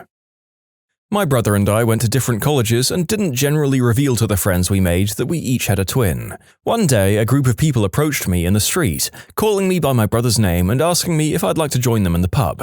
I knew that my twin brother was already at the pub, so I said I'd bet them free drinks if I beat them to the pub in a foot race, even if I gave them a head start. They agreed and ran off at top speed while I stood there casually checking my watch and buffing my fingernails on my lapel, only for them to arrive exhausted and find me standing at the bar, drink already in hand. It's doubly impressive that he managed to change clothes on the way to the pub. I have a twin sister. I'm a guy. My little brother was born 2 years later on the same day. However, now that we're older, we look practically identical, close enough to fool his kids at least. When we do stuff together, we often get asked if we're twins. I answer yes, he answers no. This will need some backstory. My wife is a twin. Her sister and her both work at the same camp. My wife worked at the camp during the school year, while my sister-in-law worked during the summer when there was a lot more staff. Basically, they were trading places all the time, but staff of the camp would change during those times as well. Summer staff versus non-summer staff. So it was never really an issue. My wife worked mostly in the kitchen, while her sister worked as a counselor. Generally, the two were never seen together when they were both working there. It should also be said that my sister-in-law was often mistaken for a few other people around camp anyway, which only helped the situation in the end. At the end of the week, the groups of campers would do skits. One group of campers decided their skit would be about a machine that would multiply things. So my sister-in-law decided to help them out. The skit came down to the campers saying that my sister-in-law was such a hard worker that she needed a clone to help out around camp. At this point, the campers in this particular group knew about her twin, but most of the other campers did not. They turned on the machine and put my sister-in-law in. Out came her and a boy that had the same hair color and style, but that wasn't quite right. They got rid of the boy and put her back in. Out came a girl with a different hair color, but at least it was a girl this time. Next, the machine spit out a girl with the right hair color but not quite the same build. The fourth time, the machine spits out my wife. Being a nearly identical twin, this basically blew the audience away. In conclusion, my wife and sister-in-law freaked out some kids and even some adults with their shenanigans. What you guys don't understand, and maybe some other twins can back me up here, is that it's not so much tricking the teacher when switching classes as it is keeping all the other students quiet about it, since they can usually tell right away. At least for me and my brother anyways. My sister and I have picked on my partner quite a bit. We've tricked him in mostly harmless ways, but it's fun to watch his reaction. Other than that, we've always had the same schedules at school, so we haven't really taken advantage of our twin powers. I'm curious to see other responses. I dated an identical twin in high school and I was always terrified that they would frick with me. The only way that I could tell them apart was because my boyfriend had a dot on his forehead. But what if they'd drawn one on the other twin and had him pick me up just to mess with me? Ah, the anxiety. Note to self, never date twins. Or perhaps I'll end up meeting someone that has a twin without telling me in any case. And then the charade will go on even longer. Oh god, this is terrifying.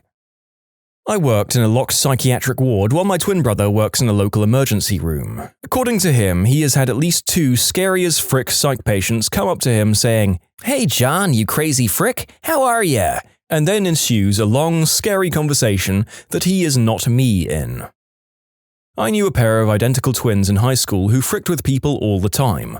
I quickly learned how to tell the difference out of self-defense, and they always gave me grief for ruining their fun. We'll call them Steve and Dave. Anyway, here's the story they told me. At their high school, they were both starters for the football team. One was a running back and the other the fullback. For 4 years, Dave blocked for Steve, as Steve got the yards, the touchdowns, and the records. In the final game of their senior year, they switched jerseys without telling their coach, and for one game, Steve blocked for Dave. Dave set the school single-game rushing record under Steve's name.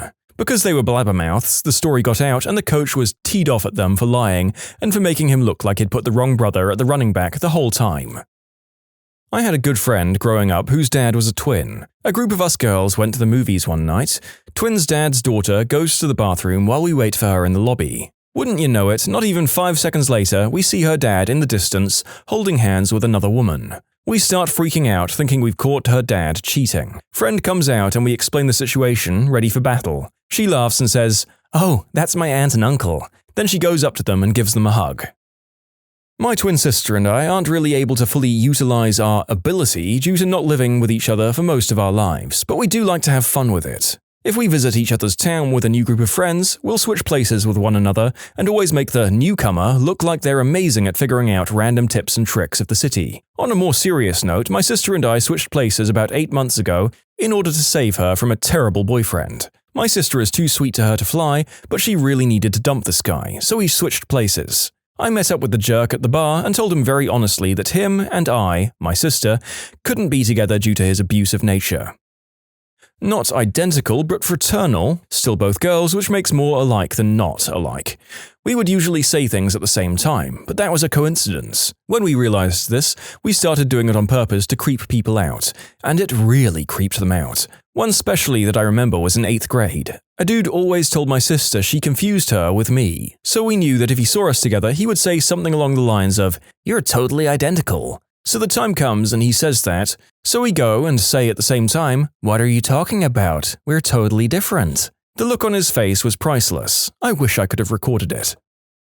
This doesn't really go with abusing my powers of identity so much as going out of my way to not be mistaken as my twin sister. She dated some D-bag in high school who literally could not tell us apart at all. He began pursuing her, but since he was an idiot, he didn't even really take the time to get to know the difference between us two. He would mistakenly hug me, or be flirty, or check me out, or call my sister's name, all while my twin was standing 1 foot away. It became too awkward for me to the point where I just completely ignored his presence and didn't make eye contact when he was around, so he'd finally stop mixing us up. Sometimes that didn't work, so I would immediately sarcastically insult him and throw in a couple of dudes and bros to solidify the fact that I was the non-romantic twin.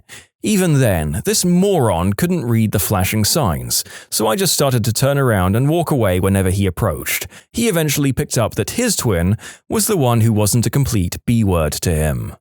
What's the most hilariously useless magic item you've ever had in Dungeons & Dragons? In my last campaign, my players got a hammer that shoots confetti and makes a party blower sound on crits. A dramatic moment happened where he had to put his pet owlbear down, as it was morphing into a monstrosity because of the big bad evil guy. Because the creature was on the ground morphing, he auto-crit. The beast lies there, writhing in pain, trying to hold on to its own self for as long as possible. You lift your hammer solemnly into the air, feeling the weight of not only the weapon, but the situation. As you bring it down, you feel flesh give as the skull has been pulverized from the transformation. The sound of teeth clacks against the ground, echoing in the room around you. The party looks at the ground, and a moment of silence consumes you all. So I'm doing my second video on Dungeons & Dragons stories in 2 weeks, don't hate. And yes, every time the chance to do this comes up, I'm going to leap at it like the hyper-obsessed nerd that I am.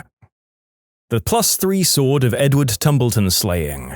Edward Tumbleton was a tailor in a nearby city. They discovered a sword that was very effective at killing him. Just him. Neither the party nor any other person on the planet had any reason to kill the guy. The party ended up killing him by blowing up his shop with a fireball. The sword was never used. Poor Edward Tumbleton. I think at some point he got on the bad side of an artificer who told him, "I have a sword with your name on it," and it turned out to be true.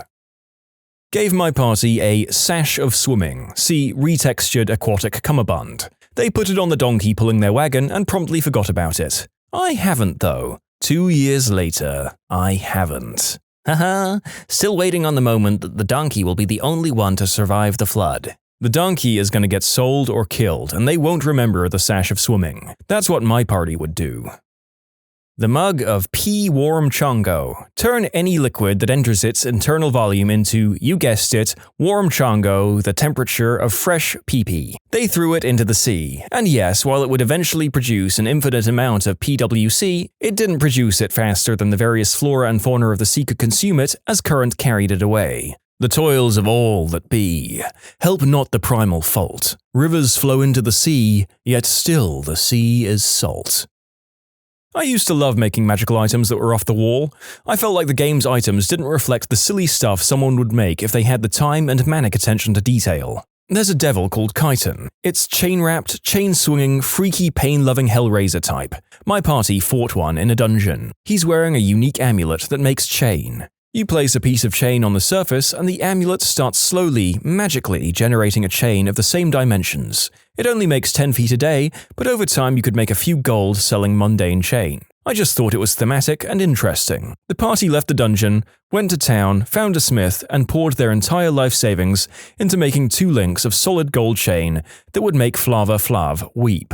And I wept. What a fool I was. Reminds me of when my DM, tired of us breaking down doors, introduced adamantine doors on a massive castle, but he let us lift them off the hinges. We got so rich we decided to abandon the campaign.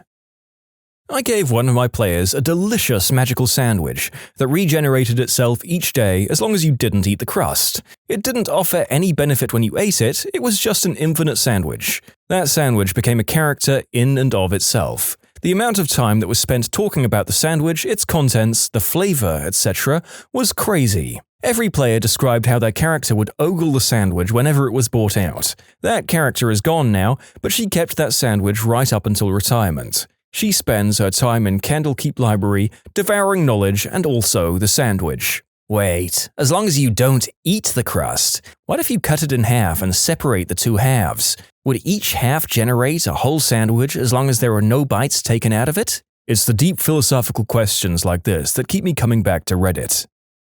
Yeah, there are any number of minor items in D&D that are capable of changing the course of human, or humanoid, development when you think about their broader implications, if they were used to their best effect instead of just by a random bunch of idiot heroes. Fun stuff. Ring of fire detection. Range? Touch. I had a merchant selling some knickknacks, and one of them was a ring of fire identification. If you pointed it at something, it would declare in a loud, clear voice, "Fire," or "Not fire." Obviously useful when facing illusory flames, but for some reason the party didn't spring for it. A fire distinguisher? A rope that couldn't be tied, not even for a second. They were facing a dragon who loved puzzles and eating non-dragons. They gave him the rope and made the deal that if the dragon couldn't make a knot within an hour, then the dragon would need to let them pass through. Our party's DM gave us a magical, mysterious bag. When we opened it, we pulled out a turtle. We reach in again, thinking there must be something else to this bag. We pull out a rabbit. Still thinking that there must be something else, something more meaningful to this item, we reach in again and pull out a 9-foot-tall deer. It really was just a backpack that lets you pull out random animals. My bard proceeds to use Speak with Animals, then charms the deer to let us ride him. We named him Preston, and he's been our ridiculously massive means of transportation ever since. The Rod of Irony was a fishing rod that you could only find by fishing it up. Using it only fished up more rods of irony, we used them for firewood. I'd become a fishing rod salesman.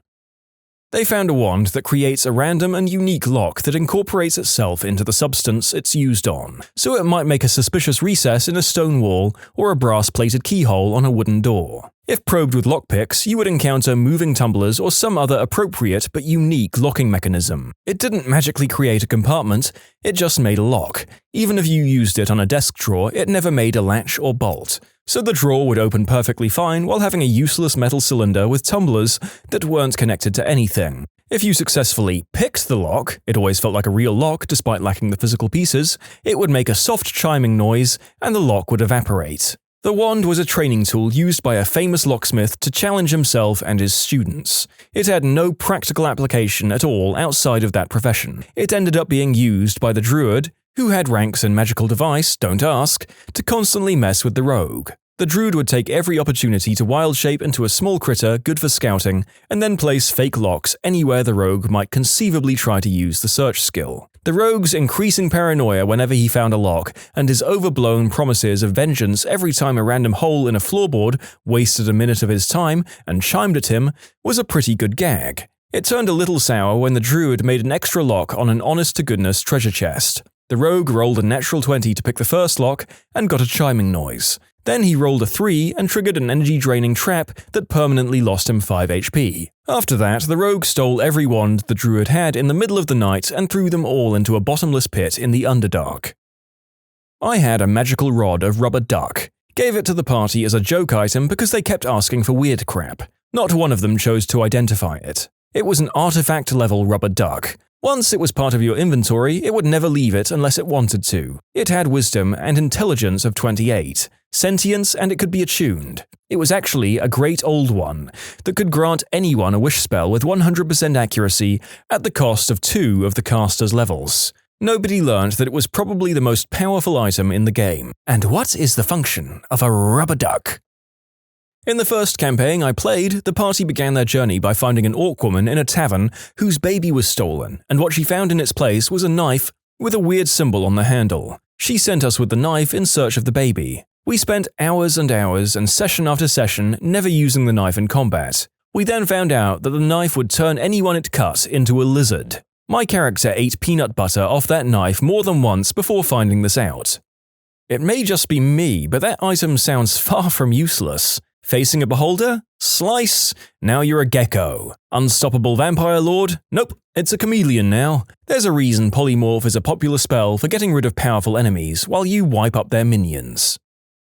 My party has been carrying around a wand of disguised self they found in a magic store bargain bin for over a year and haven't used it yet. Except that's not actually what it is, hence why it was in the bargain bin.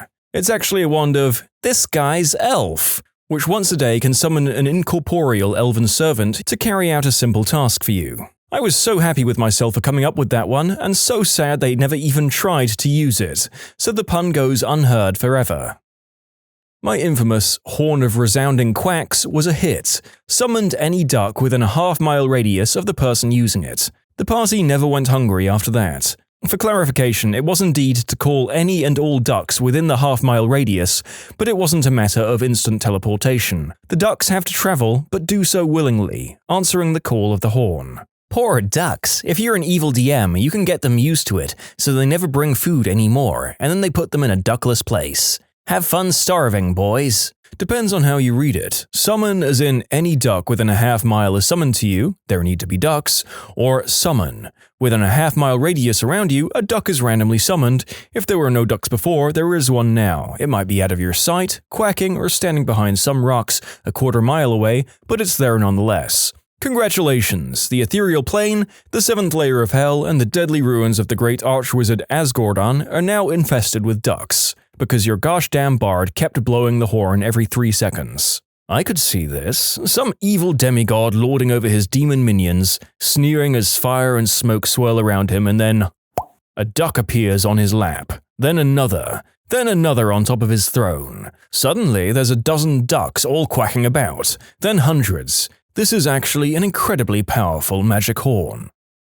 You can submit your own stories to be featured here on the channel. The story submission link is in the description below. And if you want to listen to some vibey music in the background, check out easymode, also linked below, and subscribe. I gave my players an alchemy jug. They had it for most of the campaign, and mostly forgot about it apart from the odd joke. But when building to the end, they used it to torture my main villain. They'd captured him. To find out what it was and how to stop him, they used the jug to pour mayonnaise down his throat until he agreed to talk. That gave them advantage on the intimidation check they had to carry out, which they succeeded on. So mayonnaise is an instrument of torture. In my 3rd edition early days, my friend's older brother was DMing a game for my friends, my sister, and me. One of the items we got rolled on the random table was a gust of wind fan. It's exactly what it sounds like. Wave it, creates a powerful enough gust of wind to propel a boat and possibly rips itself to tatters. Threw it in the pack and forgot about it. A few sessions later, we're defending a town from waves of invaders. The final boss is a Cyclops or an Etin or something. Big bruiser, we see it approaching, with enough time to prepare for its arrival. My sister asks us to use all of our healing potions and then give her the glass vials, which we do. Then she turns to the DM and calmly explains how she takes the vials with her up a guard tower. She smashes and grinds them up, waits for an opportune time, then uses the fan to blow a gust of powdered glass particles into the Etin's eyes. The look on this man's face, a cross between, "Holy crap, that's awesome. I'm so happy a story like this is in my campaign world now," and "Frick, this boss was supposed to be difficult." In a game I'm currently in, our DM gave us a flask of endless water. It can produce water in a trickle, a flood, or a deluge that shoots 30 gallons of water in one turn. Our cleric has just fallen from a bridge over a chasm, and through clever bullcrapping, our sorcerer has managed to catch the falling cleric with a web spell. As we're all racking our brains to figure out a way to save them, our cleric pulls out the flask and uses the water cannon mode to propel herself back onto the bridge, using the web strands as a fulcrum. This sounds like what happens when you play D&D with engineers. I'm not sure me or any of my players would have ever thought about using it in that capacity. More water-based shenanigans follow. I had to literally ban the 3.5 spell Create Water because my entire party rolled classes that could learn it. The default is Cleric or Druid, but there's books that award it to Arcane casters as well, and solved everything with the stupid cantrip. It would blow your mind how many puzzles, traps, combat encounters, and social situations can be solved by liberal application of magic water. Someone refuses to talk, waterboard them. Pressure plates might be down this hallway, set them off from distance with a flood. There's a locked anything, break it by dropping water from a height. Ambushed, turn the road to mud and run away. Setting an ambush, turn the road to mud and wait. Starving, you can survive for 10 days on just water. Need to escape from a conversation, a pipe bursts, and the building floods. The list goes on. Turns out physicists and engineers can turn a cantrip into the power equivalent of a 9th level spell, given enough thought. I have an idea for my next character now.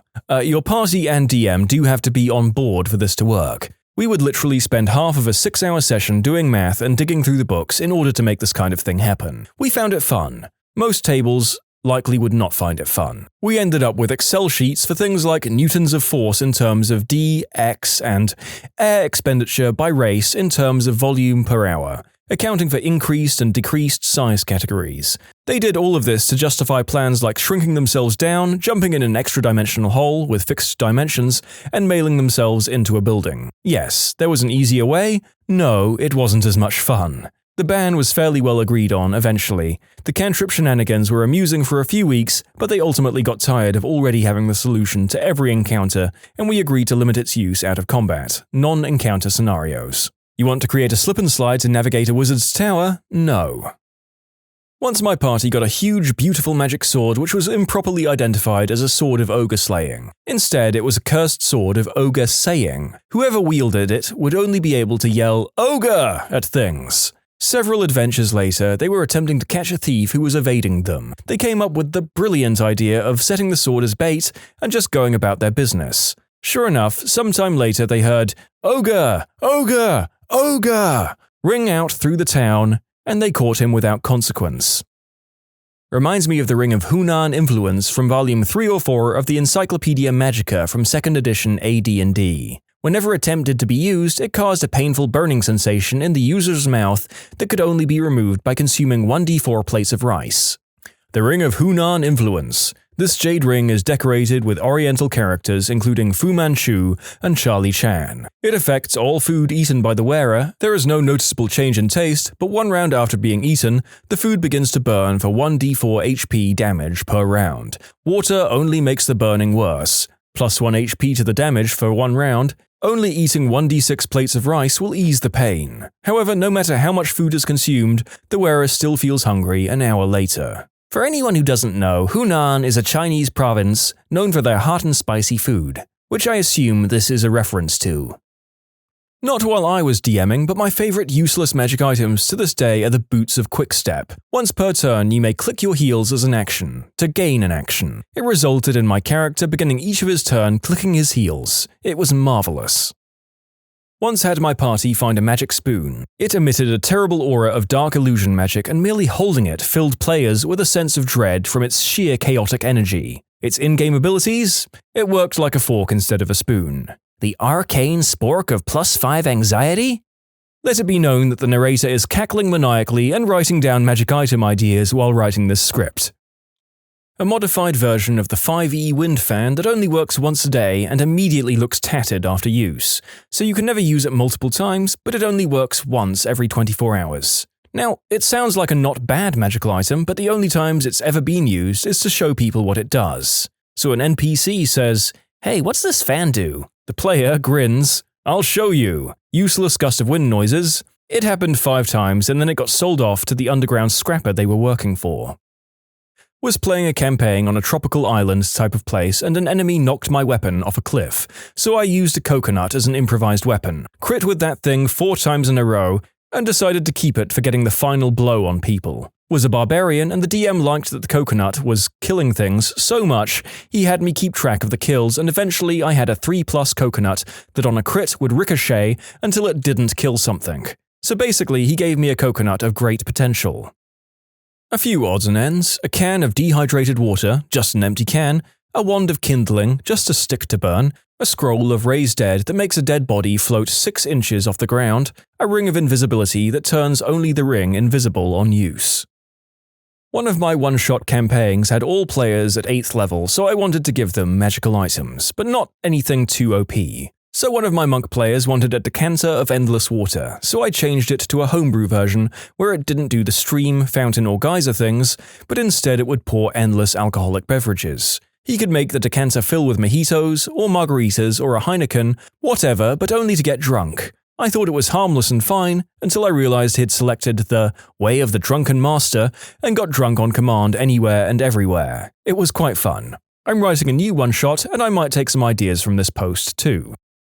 A DM once gave our party a mortar and pestle that let us grind out spices in fairly large quantities. We were supposed to use it as a hook to get involved with an army. It would have let the cooks keep the soldiers happy and put us in good graces of a local lord. Instead, we wound up completely abandoning that questline, setting up a spice shop and went into business. It was supposed to be a one-off adventure, but we had a great DM and it turned into the best long-term campaign I've ever played in. It had a court intrigue, assassination attempts, war, curses, everything you could want. It ended when we all went our separate ways at the end of high school, with one of the business partners, human, dying of old age, another, elven, selling his shares of the business to the dead one's heirs to retire, and my gnome faking his own death and leaving town to avoid a jealous husband, literally riding off into the sunset on a flying merchant ship. Man, you know how much spices cost once upon a time? More than their weight in gold. Saffron is still worth more than its weight in gold now.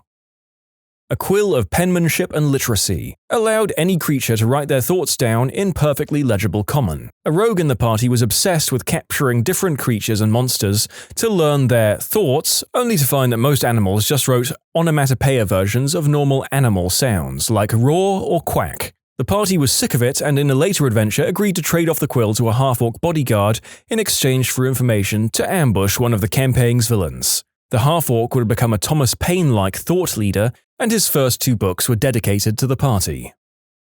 I got a corncob pipe that made bubbles.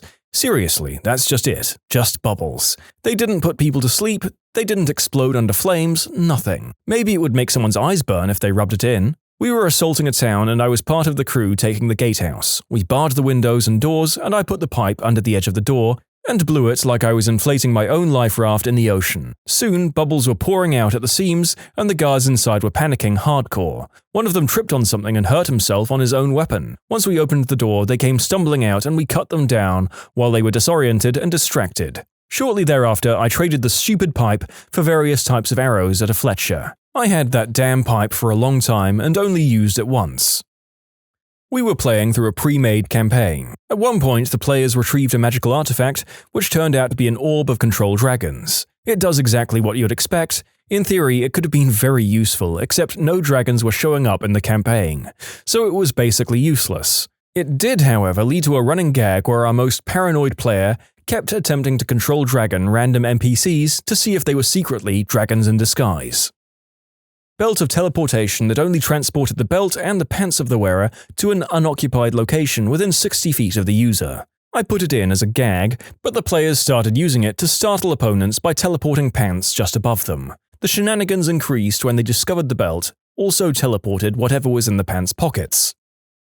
My groups have a tradition of gifting players useless magic items with a birthday theme on their in-real-life birthday. Two of the favorites that I bestowed so far include a pair of boots that dropped streamers everywhere he walked and a ring that turned the wearer's poop into chocolate cake, which could be eaten to regain 1 hit point. Why did you name this ring of healing poop cake? The Chocolate Fudge Maker. My DM gave my character a glove that when the word bravo is said, emits the sound of applause. My friend's character used it intentionally to blow our cover infiltrating an enemy stronghold because he wanted to fight something. Our GM gave us an item which was the head of an ancient goblin king. This severed head had the power to give good advice to us, but it was completely unrelated to the question. What should we do to kill the dragon? Remember to wash your hands after using the bathroom. How do parents of gold diggers feel about their kids' relationships? I'm an older brother. I finished school, got a job, got married, bought a house, and had kids. My parents are kind of average about me. They're proud of my family, but feel I didn't reach my earning potential. We got some inheritance from my grandmother, and I used it to modernize my house and buy a car. My sister finished school, got a job, started screwing her boss, moved into his house, got a promotion, splashed half of her inheritance on holidays and clothes, and the other half on a sports car, because she doesn't need a mortgage deposit now that she has a boyfriend with his own flat. My dad literally called me to tell me how proud he was of her buying a sports car all on her own. It would have been hilarious if it didn't highlight my parents' messed up values and complete blindness to their daughter's dependency on her butthole boss/boyfriend.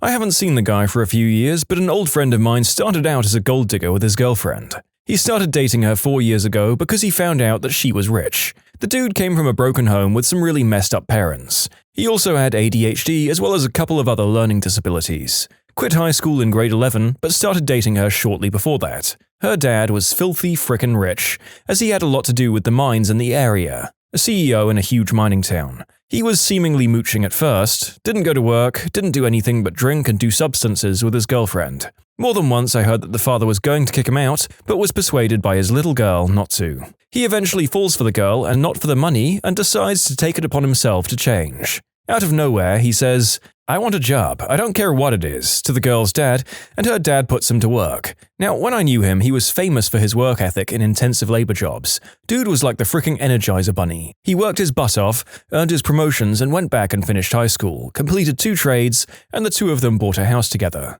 To my knowledge, he rarely drinks and hasn't touched substances since he started working. I was pretty surprised because when I went to school with him, he caused nothing but trouble. Cousin is a gold digger. She was actually taught to be one by her mother, who married a very hardworking and self-made successful man, but wasn't quite up to her own dreams. When my cousin was in college, she needed a new car, so she went to the dealership, flirted with the salesman, banged him for a week, and got a loaded new car at his own inside cost, then dumped him the next day. That was pretty par for the course. Car salesman to himself? Yep, still got it. And ladies and gentlemen, we're back on topics that make the narrator despair at the state of humanity. Don't be like this woman. Other way round for me, I'm a 21-year-old girl and my father is a gold digger. He's on his 3rd wife, who's a rich, former antiques dealer. They go on annual 6 to 10 month holidays in various continents, staying in 5-star hotels the whole time.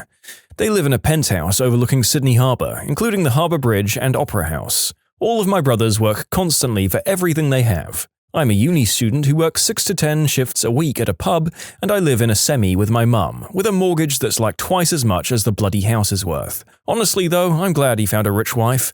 Means I won't have to take care of him when he's dying. My aunt and uncle were cash flow rich. Tons of cash, spent it all, no savings. So they looked really rich, but literally didn't have a penny. Their irresponsible behavior rubbed off on their 2 daughters. Got ridiculous degrees and then glamour jobs that didn't pay. Daddy wrote them a check every month to cover the difference. They dated male models who were as broke as they were. Then one day, Mummy and Daddy had to file for bankruptcy and the daughters were informed they were being cut off. For good. No problemo. They bought tiny bikinis and met 2 lawyers the next day, and each one married the lawyer they met. One lawyer was bald, the other fat. From male models to that. How does mum feel about the daughters? Brags about how successful their husbands are at every chance and how they're living this fabulous lifestyle. One lawyer was bald and the other fat. From male models to that. Did you just bust out a freestyle? One of my college friends was always open about wanting to find a rich guy to take care of her. She signed up for a dating site focused on wealthy older men looking for young attractive women. About a month after signing up, she met a guy through the site and went on a few dates. She was 21 and he was in his mid-40s. This would have been about February of that year. In March, he bought her a new Mercedes, and by the end of April had leased a brand new condo in Toronto for her, so she could be closer to him. She moved into the condo on the 1st of May. By November, she announced she was pregnant and they got married in the following spring, while my friend was 7 to 8 months pregnant. The kid is almost 2 now, and they legitimately seem like a happy married couple. She loves not having to work and spends as much time as she can at her parents', also fairly wealthy cottage. And her husband was on the website looking for a trophy wife to spend his money on, so there's an understanding between them. But from day one, she had the opinion of, I'm attractive and have a forward fashion sense, and this is what I want in life, which she found and fulfilled. She still keeps up her appearance as a stay-at-home wife,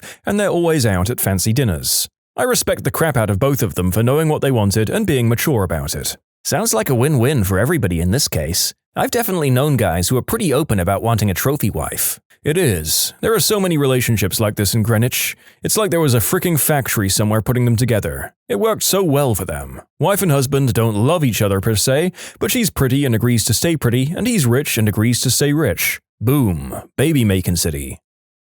I'm not a gold digger, but my Chinese mother keeps telling me about the rich Asian girls who move to Cali and tries to get me to hook up with one. I don't see myself being happy with someone I have nothing in common with, though. Funny, my Taiwanese mother keeps telling me to watch out for the gold-digging mainlanders that just want a passport and half my assets. Good friends of mine, a bit older than me, a brother and sister. Sister is a gold digger for sure. She's on her 4th marriage to a millionaire. They came from humble beginnings. The dad owns his own business, but is very middle of the road, middle class. The parents help the brother out a lot with money, and the sister constantly talks crap about him because of it, considers him a leech on their parents. Of course, the brother resents the sister for never having worked a day in her life, but vacations in Europe once a month. Thought I would answer because it's an interesting dynamic to have witnessed. People are very harsh in their judgment of who they consider gold diggers. It feels quite ridiculous sometimes to be the older sister-in-law to a gold digger. I'm older than her by 10 years, yet she gives me life lessons on a regular basis. For example, when she feels like she hasn't had a good day, she calls and says, money doesn't buy happiness. Tease me the frick off, because she has no idea what it's like to have real problems, like getting ready to lose your home or worrying that you're going to have to feed your kids that day. She married a guy 15 years older so that she could sit on her butt and shop. She has a huge house and no responsibilities. I'm not a jealous person. I'm happy for her if she'd just stop talking bullcrap about how hard she has it when she knows very well that her brother and I aren't doing well financially. She's also a bragger, constantly throwing it in my face like, come and see my new car, isn't it awesome? We're going away for the weekend, too. Can you babysit? Look at the pictures of this exotic place we're going. I can't wait. And I'm sitting there like I haven't taken vacation since my honeymoon. She knows this. I don't really blame her though. She's completely unaware of anyone else other than herself. Really. She doesn't do it for meanness, she's just dense. Yeah, marrying someone for their wealth and ease of life might be okay if both sides are aware of it. But then choosing to whine about your rich person problems and giving life lessons to your less well-off friend is a real crapbag move. Don't forget your roots, people. It's a job that takes time to perfect. It's not like the old days when you just keep shoveling pay dirt into the trommel until you find a nice streak. Sadly, the bygone days of hitting glory hole after glory hole just don't happen anymore. Most companies go bankrupt the very first year, and if you don't adhere to the strict environmental regulations, you could be kicked off a site at a moment's notice. Honestly, I'd rather have my daughter just find a nice rich doctor and become a housewife, but that's not her style. She always played with her brother's Tonka trucks. The Yukon is in her blood. Her grandfather was a gold digger too. If you marry for the money, you're going to earn every penny. Not sure where I heard that saying, but I think it's great. My ex was a gold digger. He couldn't handle that I'm happy not being filthy rich. I'm comfortable, that's enough. He left for a rich girl and then left her for a richer girl and married her. He's already cheated. I dodged a bullet. Isn't it more like the bullet took a turn?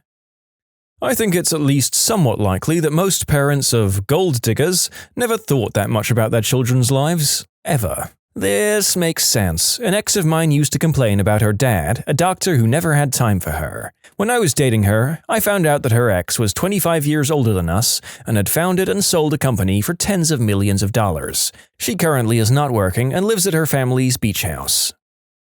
This will probably get buried, but I'll post it anyway. I'm not the parent, but the child of a gold digger.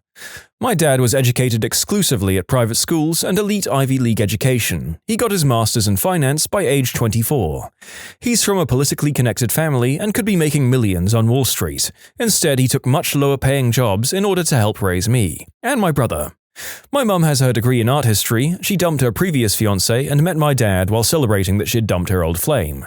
They got married, and within 9 years they were divorced. I constantly heard them fight about how my father wouldn't give her some spending money. He repeatedly told her that if she'd like to spend money, that she had a degree that she could earn her own with. This was not acceptable to her, so they got divorced. Within 2 years, my mum was remarried to a doctor and quit the job she had since doctors' wives don't work. Within 3 months, the marriage fell apart. Throughout my upbringing, my mother constantly beat it into me and my brother's skull that you should always have the finest things, never settle. She would always make comments in private about how people didn't always look their finest. This was in spite of the fact that she refused to work a job that was beneath her. To my mum, how something makes her look is infinitely more important than anything else. Her new fiancé is awesome and he's the VP of a branch of banks. She spins this as, he's the VP of a bank. She would always brag about where her husbands, at the time, were educated. My brother works in business and she spins this as, he's a consultant who has clients in Manhattan, Toronto, etc.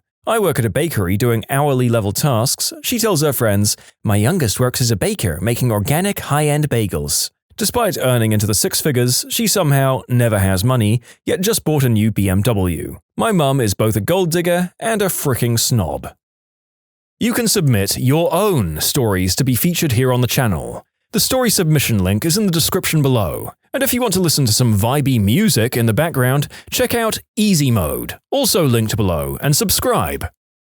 I have a brother who tried to be a gold digger. He met a girl in the then AOL chat rooms. She lived in the next county. They got friendly and started to meet together on a friendly face-to-face basis. At one point, she invited him to her home where she lived with her parents. This is when my brother discovers the girl's family is rich. They lived in a giant mansion, lots of acreage, servants, and had a huge game room, complete with pinball machines, video game machines, a jukebox, etc. The girl's father, as it turned out, once owned a company that distributed classic TV shows for syndicated reruns on TV stations all across the country. I say once owned because he had it sold for the sum of $200 million back then, and the girl was an only child. Hence, she stood to inherit everything of her father's someday. My brother was excited, even knowing her only a few weeks, in spite of not being in love with this girl. Behind her back, he was talking marriage and living in the lap of luxury for the rest of his life. How he had made it if he played his cards right.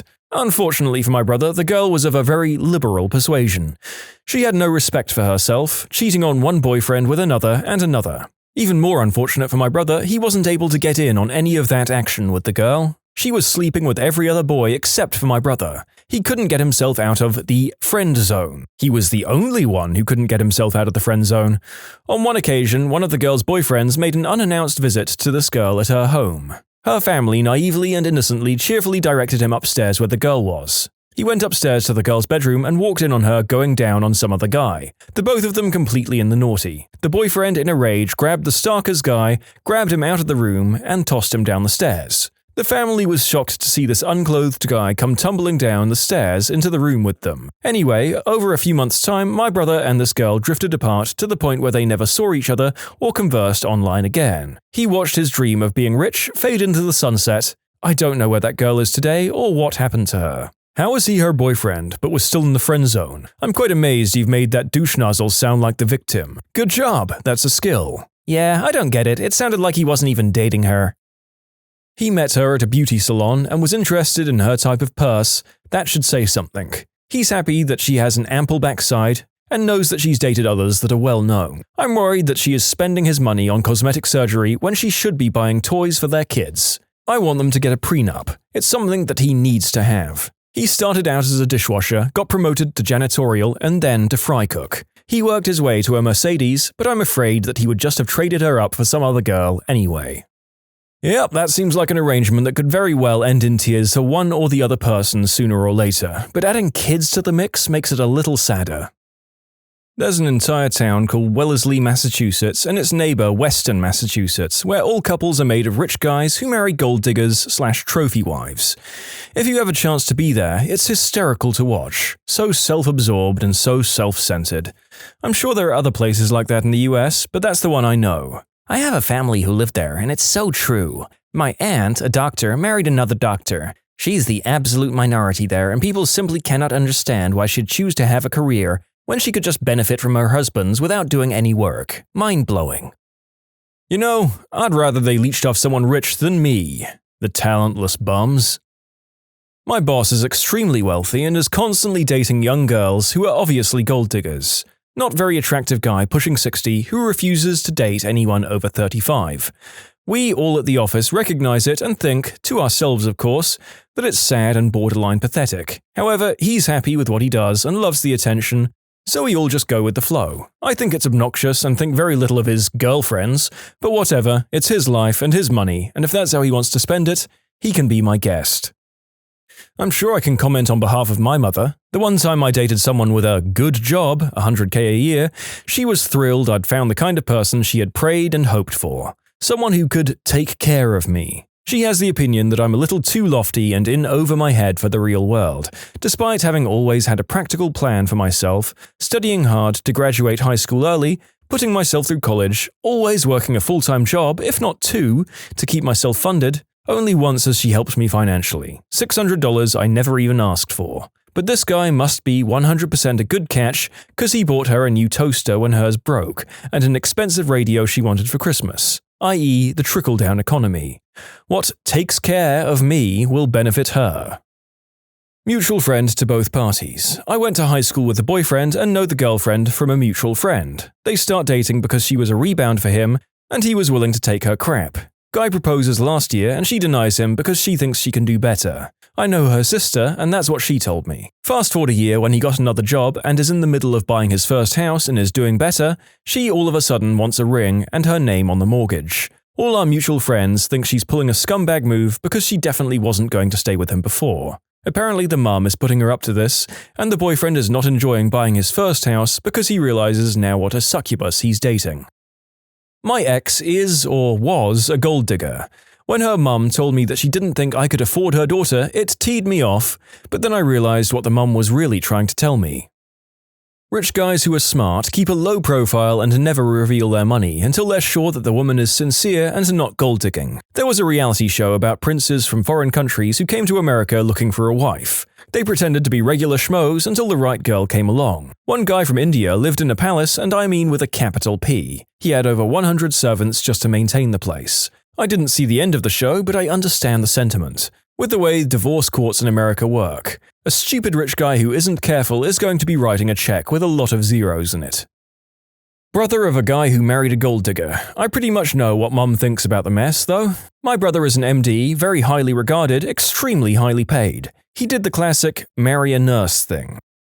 She barely put up with our mother and I, his only family, while dating. Once married, she turned into a psycho B-word from hell towards us. She's made his life miserable, but they have kids together, so he stays with her. He's put her through a couple more degrees because she didn't want to do nursing anymore, but wanted to do something else. Of course, she doesn't actually bother to use the degrees for anything, so it's a total waste of money. She does nothing but sit around the house all day, doesn't take care of it, but they have a maid so the house isn't a wreck. My mother and I both feel really sad for him. We're hoping that once the kids get old enough, he'll dump her sorry butt. Also hoping the kids don't turn out to be train wrecks. The older one has some serious anxiety problems, probably from her mum being a constant screaming B-word, but at least she can get free psych meds, so she's got that going for her. Mum has set up trusts for the kids and put in clauses preventing the psycho B-word from ever having any form of control over them or benefiting from them. So the kids will also be able to pay for their psychiatric care when they're out on their own, even if everything else goes to heck.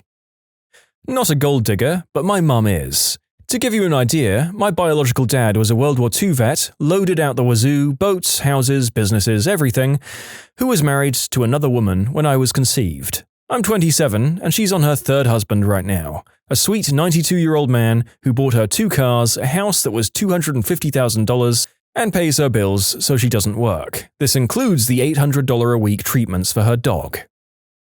My sister sugared for a while, which I suppose is a form of gold digging. Everyone found it gross, including me. Now that I finally understand no matter how hard I work, I'll never not be poor, I'm considering it myself. I don't have the stomach for it. It's not the screwing the old guys part. I actually don't have much reaction to that at all. It's that there's a whole lot about it basically play acting as what every horrible man on earth expects a woman to be, and I just can't fake that. It's gross for one thing, obviously, but it's actually a lot of work being that kind of woman when it doesn't come naturally to you. Sugar babies earn every penny of that money tolerating these stupid, annoying old men. I suspect I went to school with many gold diggers. I went to an expensive private high school, so I suspect my former classmates are used to a certain lifestyle. I have them on Facebook, and I've seen 5 of those girls marry much older gentlemen. I want to believe there's more to the relationship, but they're fairly attractive, and their husbands are much, much older. Their wedding pictures, however, are quite pretty. I used to be friends with this girl. She kind of had ugly duckling syndrome. She was cool to be friends with, but she just wasn't someone you'd want to date. She was really into sports and kind of one of the guys. About 6 months after high school, she turned 18. Then she had this great boyfriend. All of the girls talked about how awesome he was and how he had a pool at his house, had a couple of nice cars, etc. We all go to this party at this guy's house, and we're hanging out around the pool, and this guy in his late 40s, maybe early 50s, comes out and starts talking to us. I thought it was her dad or something. She walks up to him and sticks his hand in the back of her bikini bottoms, and she playfully tries to pull away, but they make out. Pretty mind-blowing. Turns out this guy just retired from the Marines and was her dad's commanding officer. Next, all of her friends are hooking up with military retirees. I think him and her got married a couple of years later. My boyfriend's sister is 100% a gold digger and daddy's little girl. She married into a wealthy family at 25, divorced him, ka-ching, then married his best friend who was independently, and much more, wealthy. I guess she had to change her plans after her lucrative philosophy degree didn't work out. My niece married a guy she met at high school because his family was loaded. His dad died not too long ago and they inherited $272 million. I can't say I'm pro-gold digging, but damn.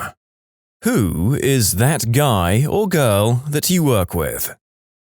In my office, it's the "I took the liberty" guy. You come back from lunch and your desk is cleared of the project you had been working on. You run to the bathroom and find your freshly poured coffee replaced with your washed, empty mug.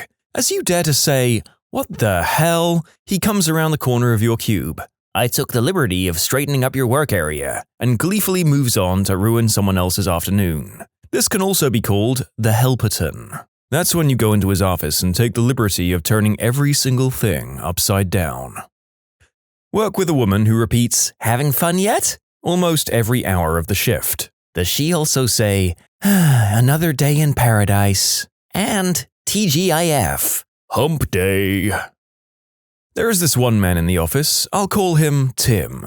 Tim is a very elderly and angry man, known for this woman's cardigan he wears every day, as well as his many heated conversations, of which the snippets are pure gold. Last week, out of the blue, he proclaims he was up to his knees in blood while on a phone call. Yesterday, he said he would rather be doing blow down the streets of New York. One of my favorites included, "Sometimes in life you're the chip, sometimes you're the dip. I love and fear Tim." Detox caseworker here. I work with that girl who talks about her failing marriage, how much she hates her kids, and how much she hates working where she works. She's a very odd person. One day she loves her husband and talks about how much of a god he is, yet she hates her marriage. She talks about what little SOBs her kids are, yet she wants another one, making it 6 children. Lazy as frick, and she's that girl at the yearly Christmas party where she's the only one that goes over her limit and starts spilling secrets people have told her. Not to anyone's surprise, she's gotten many of her coworkers to hate her guts upon walking in the door. Why do social services workplaces always hire the crazies? Does someone in HR say, "Oh yeah, you came to the interview with mismatched shoes and a transformer in your hair, you're caseworker material"? Trust me, I'm a caseworker, no one wants this job. It's hard as frick and emotionally taxing. We have insane turnover, leading to some questionable hires.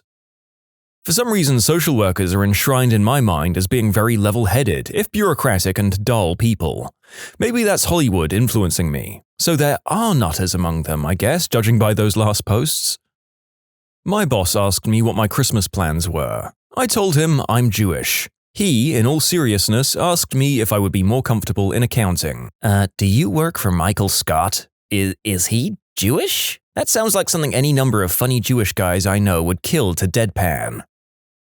A salesman who occasionally comes through and hassles us. The first time he asked what I was working on, I didn't realize what he was up to. I thought he needed help with something, and of course, I'm glad to help. He keeps asking things like, "You're not busy. You don't have anything going on?" It seemed odd how many times he asked, but still, I'm thinking he wants help, is trying to be polite, and is worried he's interrupting me. I get started on what he asks, and he leaves. Next thing I know, my boss arrives asking why I have nothing to do. Thankfully, my boss is pretty cool, so nothing bad happened. The salesman is not our boss or even in our department, yet he occasionally comes through checking on us and asking things like, "Why does that job take 2 people?" He's such a prick. If he was doing his job, he shouldn't have time to nitpick. He's trying to make himself look good by making everyone else look bad. Unfortunately, he will probably end up being middle management. Most bosses love suck-up snitches and don't realize the rat doesn't do their own job efficiently. There's a dude that watches videos of God knows what and screams along to them. I think he's watching wrestling or maybe boxing or something, because every now and again he'll just shout, "Oh, put him on a body bag!" Or, "Oh, Queen, B!" and start dusting off his hands loudly and laughing. It's fricking bizarre. The guy that I work with has only one eye and can drive a forklift better than I ever could with 2. Great guy, too. But how does he wink at cute girls while he's forklifting? Every single day, he comes in and spews some bullcrap. He's just invested another $175K in some property. He just had a genius moment on the way into work and will now be able to solve the energy crisis. He's just met some famous smart person, like Elon Musk, who said he was the smartest person they'd ever met. This isn't occasionally, this is all the time. Literally every single day. You can't even talk with this guy. It's so irritating. He follows me everywhere, and you try to have some normal conversation, and he just spews more bullcrap. I tried talking with him once and said, "Well, my car has this thing going on with it. I may need to take it to the shop." He replies with, "Oh, that reminds me. My boyfriend is having the Lamborghini dealer come over tonight. He's having a midlife crisis, but work just gave him another $2 million bonus because he's such an amazing architect." Frick this guy. Start actively perusing these conversations. Ask for him to expand on the details of the story to see how ridiculous they get. For instance, you could have asked him, "Oh, your boyfriend's an architect. Has he worked on anything I'd recognize?" To which you would likely get an outlandish answer, which you could make the person expand upon again. It's like a game.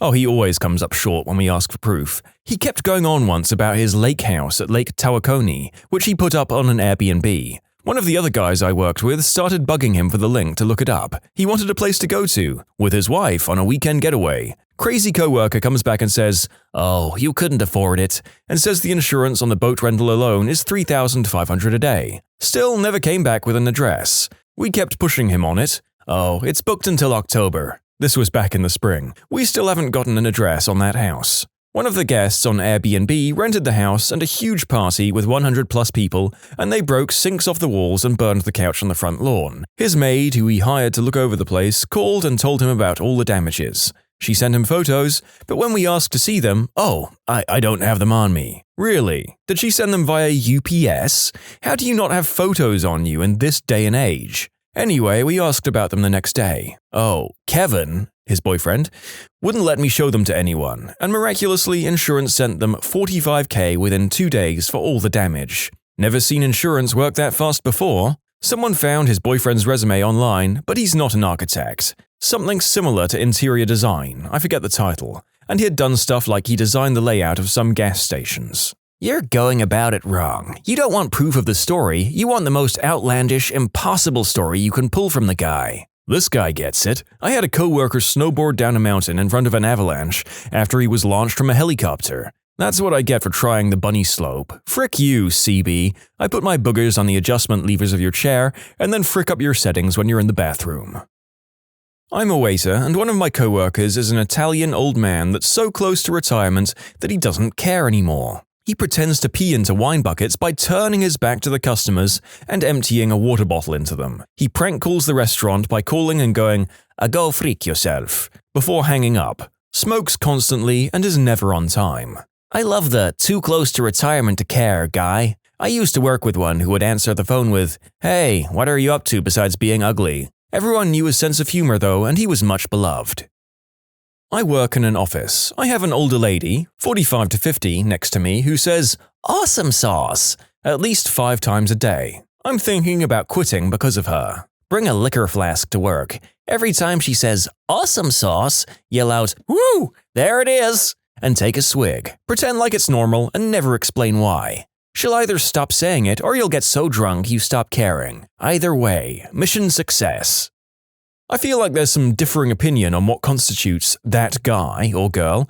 I honestly just thought it was some kind of weird pervert who constantly turned everything towards their nice interest. Turns out it might just be any sort of weirdo. My old co-worker. I couldn't tell if he was a mad genius or a man-child. I have not and will not meet anyone else in my life who is anything like this guy. He, 1, was so American that he told me he would show up to my birthday party in a Stars and Stripes banana hammock cawing like an eagle. He moved before my birthday, or I think he actually would have. 2, took the fan and some wires out of a recycled PC. He somehow found a D battery somewhere and hooked it up to the wires so the fan would run. He would lightly fan people as they worked, sometimes right in front of our customers. You nice and cool yet? 3, drafted and made a falcon talon on the end of a magnetic tentacle. The talon is a phone holder. He has a patent and is marketing it soon. There's also a version with a monkey tail on the end of a raptor jaw. 4, he put a rubber band ball on a paperclip, then impaled it to the ceiling of the break room. Turned on the strobe function on his phone's flashlight and opened a Pandora Club playlist. Told everyone they deserved a disco party and would shriek when someone started to take it down. 5, hugged an old man who went off on another coworker because he just needs a friend. 6, strategically planned out how to travel from the front of the store to the back using only the rafters. A section of it he needed to turn into a liquid. He drew a diagram. 7, printed a bunch of rebel flags on the store printer and gave them to our black supervisor, saying she needed to hand them out to preserve his heritage. He was Southern and completely sarcastic. 8, printed a banner-sized check made out to him for millions of dollars. Subject was, "Winner for the biggest poop." Plenty more too, I just can't keep them all straight. I miss that guy. You can submit your own stories to be featured here on the channel. The story submission link is in the description below. And if you want to listen to some vibey music in the background, check out easymode, also linked below, and subscribe. I don't work there anymore, but when I was a delivery driver for a pizza company, there was a guy who just didn't give a frick. The boss had the hots for him, so he got away with so much crap. Never arrived when he was supposed to, always got to go home on time, or early if he wanted, even if we were completely backed up. Whenever he closed, he never cleaned in the back kitchen, so instead of firing him, his shifts got changed to opens. He would take random breaks and play guitar and sing loudly about getting wasted and smoking green herb in the storeroom, loud enough for the customers to hear. At one stage, he even peed on the floor in the room where we made the dough. After a few months, he went on holiday. He never came back, but his name was always on the roster. The stories I have about that place are amazing. I'm thankful I don't work there anymore, but also glad that I did. Worked or trained with a lady once who said bonus in place of any kind of hooray type statement. I just found $1 on the ground. Bonus! I'm taking my girlfriend out on a date tonight. Bonus! I just purchased a delicious beverage from the vending machine. Bonus! I didn't get hurt doing this mildly unsafe task. Bonus! It was getting to be a little much, but she quit very shortly after being hired. I was so thankful. She quits. Bonus! I have an older lady of the same age range as well who says, "Oh, Milanta," all the time. All the time. Thankfully, I don't see her too often since we work in different departments. When I do see her, this inevitably is something she says. I don't get it. How does that phrase become such a crucial part of someone's vocabulary? Oh man, we have the over-opinionated oversharer. We stopped using her real name and now just refer to her as TMI. Hey, did you send that document over yet? Well, I would have if it weren't for the fact that this guy I've been seeing for the past 3 days has this brother who's a total D-bag. Wasn't even considerate of my gluten allergy over the weekend, which really sparked my ADHD, so I smoked 2 packs of cigarettes on Saturday, even though the liberals keep raising the taxes on them, which actually worked out because I lost 3 pounds from not having an appetite. Okay, can you just send it over? This is every conversation. She sounds like she has the most confusing political views ever. Sounds like my coworker. We'll call her Carla. We had a girl transfer to our office last week, and Carla had already told her about the UTI she had, like 4 months ago. I've personally heard or overheard the story about her food poisoning incident at least a dozen times. I don't think anyone needs to hear it was coming out of both ends, ever? Carla was out sick yesterday after having an allergic reaction to something, so heaven help us today if she returns. See also that time she tried to get something off the top shelf and fell and hit her elbow. The 3 times she's had kidney stones, her 2 UTI infections, food poisoning, the 24 mosquito bites she got on vacation, and a partridge in a pear tree.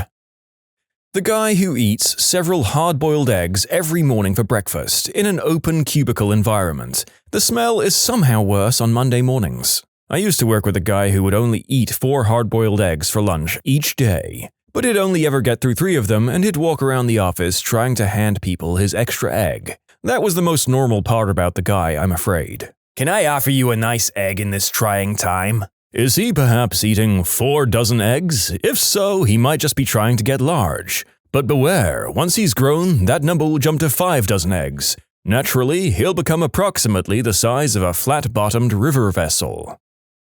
Whenever he wants to say something, he pauses in the middle of the sentence like he's waiting for you to react to every bit of information. So, my son was watching Netflix, Pauses for 4 seconds, eye contact all the time, and he told me to join him. Pauses again, to start watching Jessica Jones. He usually does it with a glass of water and takes a sip during the pauses. I used to work with a guy who would eat those Vienna sausages out of the little can, then slurp the juice in the bottom. Oh, no. I cringed so hard at that I think I pulled a muscle in my jaw. There is a special place in hell for people who eat loudly in a busy workplace. I think honestly even hearing the word slurp makes me shudder and gag slightly. But that might just be me being a type A weirdo.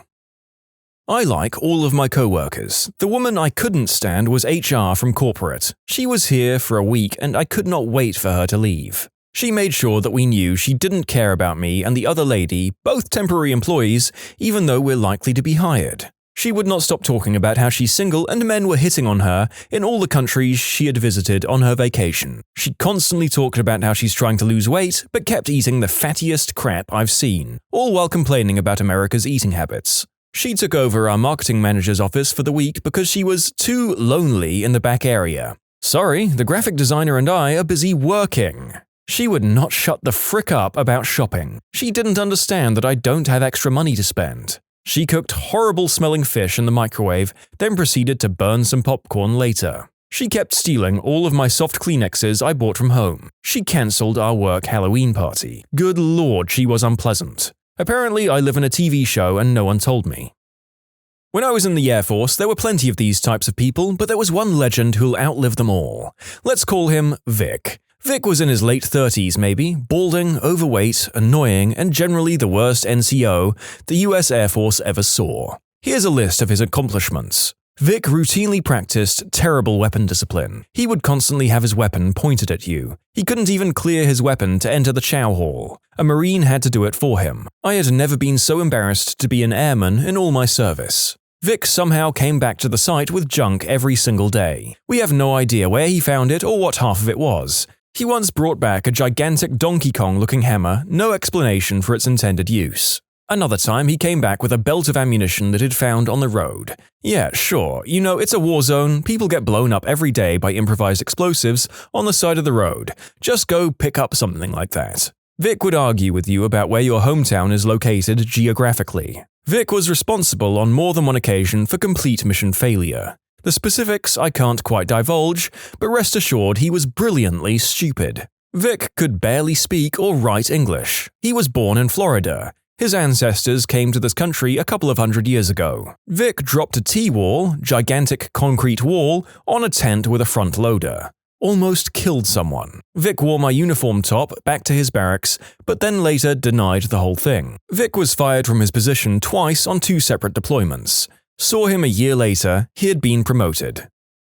This lady at my office has freakishly good hearing and preemptively does weird helpful things for people. Like yesterday, an intern asked one of our agents for the agent's code. Her office is at the other end of the suite, but somehow she heard, wrote down each agent and their code on a post-it, and brought it to the intern's desk. If she overhears someone speaking with service ops about a specific form, she'll quietly email them a copy. Little things like that. People think it's super creepy. I only know this because it's me and I just overheard my coworkers talking about how weird I am. Oh. Maybe you should stop for a week and see what happens. Maybe they'll miss it, or you can be lazier. Don't stop doing what you're doing. Just pipe up and say, "Oh, I have that info for you right here." People will appreciate you without the creep factor ever being added in.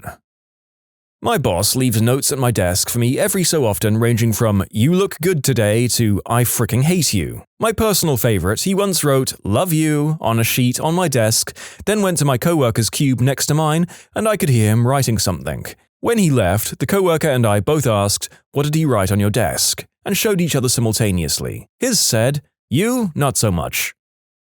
Oh man, let me tell you about Hugo. Where to begin? It's holiday party time, and the ice is all frozen into one big chunk. Not to worry though, Hugo is on it. Here's a big rusty hammer borrowed from one of the foresters. Don't worry about using a dirty hammer to break up something you're about to put in your drink. A little iron oxide in your soda is good for the constitution. Am I right? What's that you say? A cake for someone's retirement? How nice! Hugo will cut himself a nice big slice, then lick the frosting off the knife before putting it back in the cake. Yes, we all saw you do that, and yes, we're going to wash the knife. Heck yes, another holiday party. What is this item on the buffet? Will Hugo like it? Guess he had better stick his fork in there to grab a piece to try while standing in line. Oh no, Hugo has a cold. Better go gurgle some water in the kitchen sink, then spit it back out. Oops, he forgot to take a sponge everyone uses to clean their dishes out of the sink first. Oh well, better just leave it in there. It's all dirty now. Bonus time, I also work with Jacob. One day, a mutual coworker left a salad out on her desk because she had an errand to run during lunch. When she came back, half of the salad was gone. What's this? A note from Jacob? Apparently, the salad looked too good, and he couldn't help himself.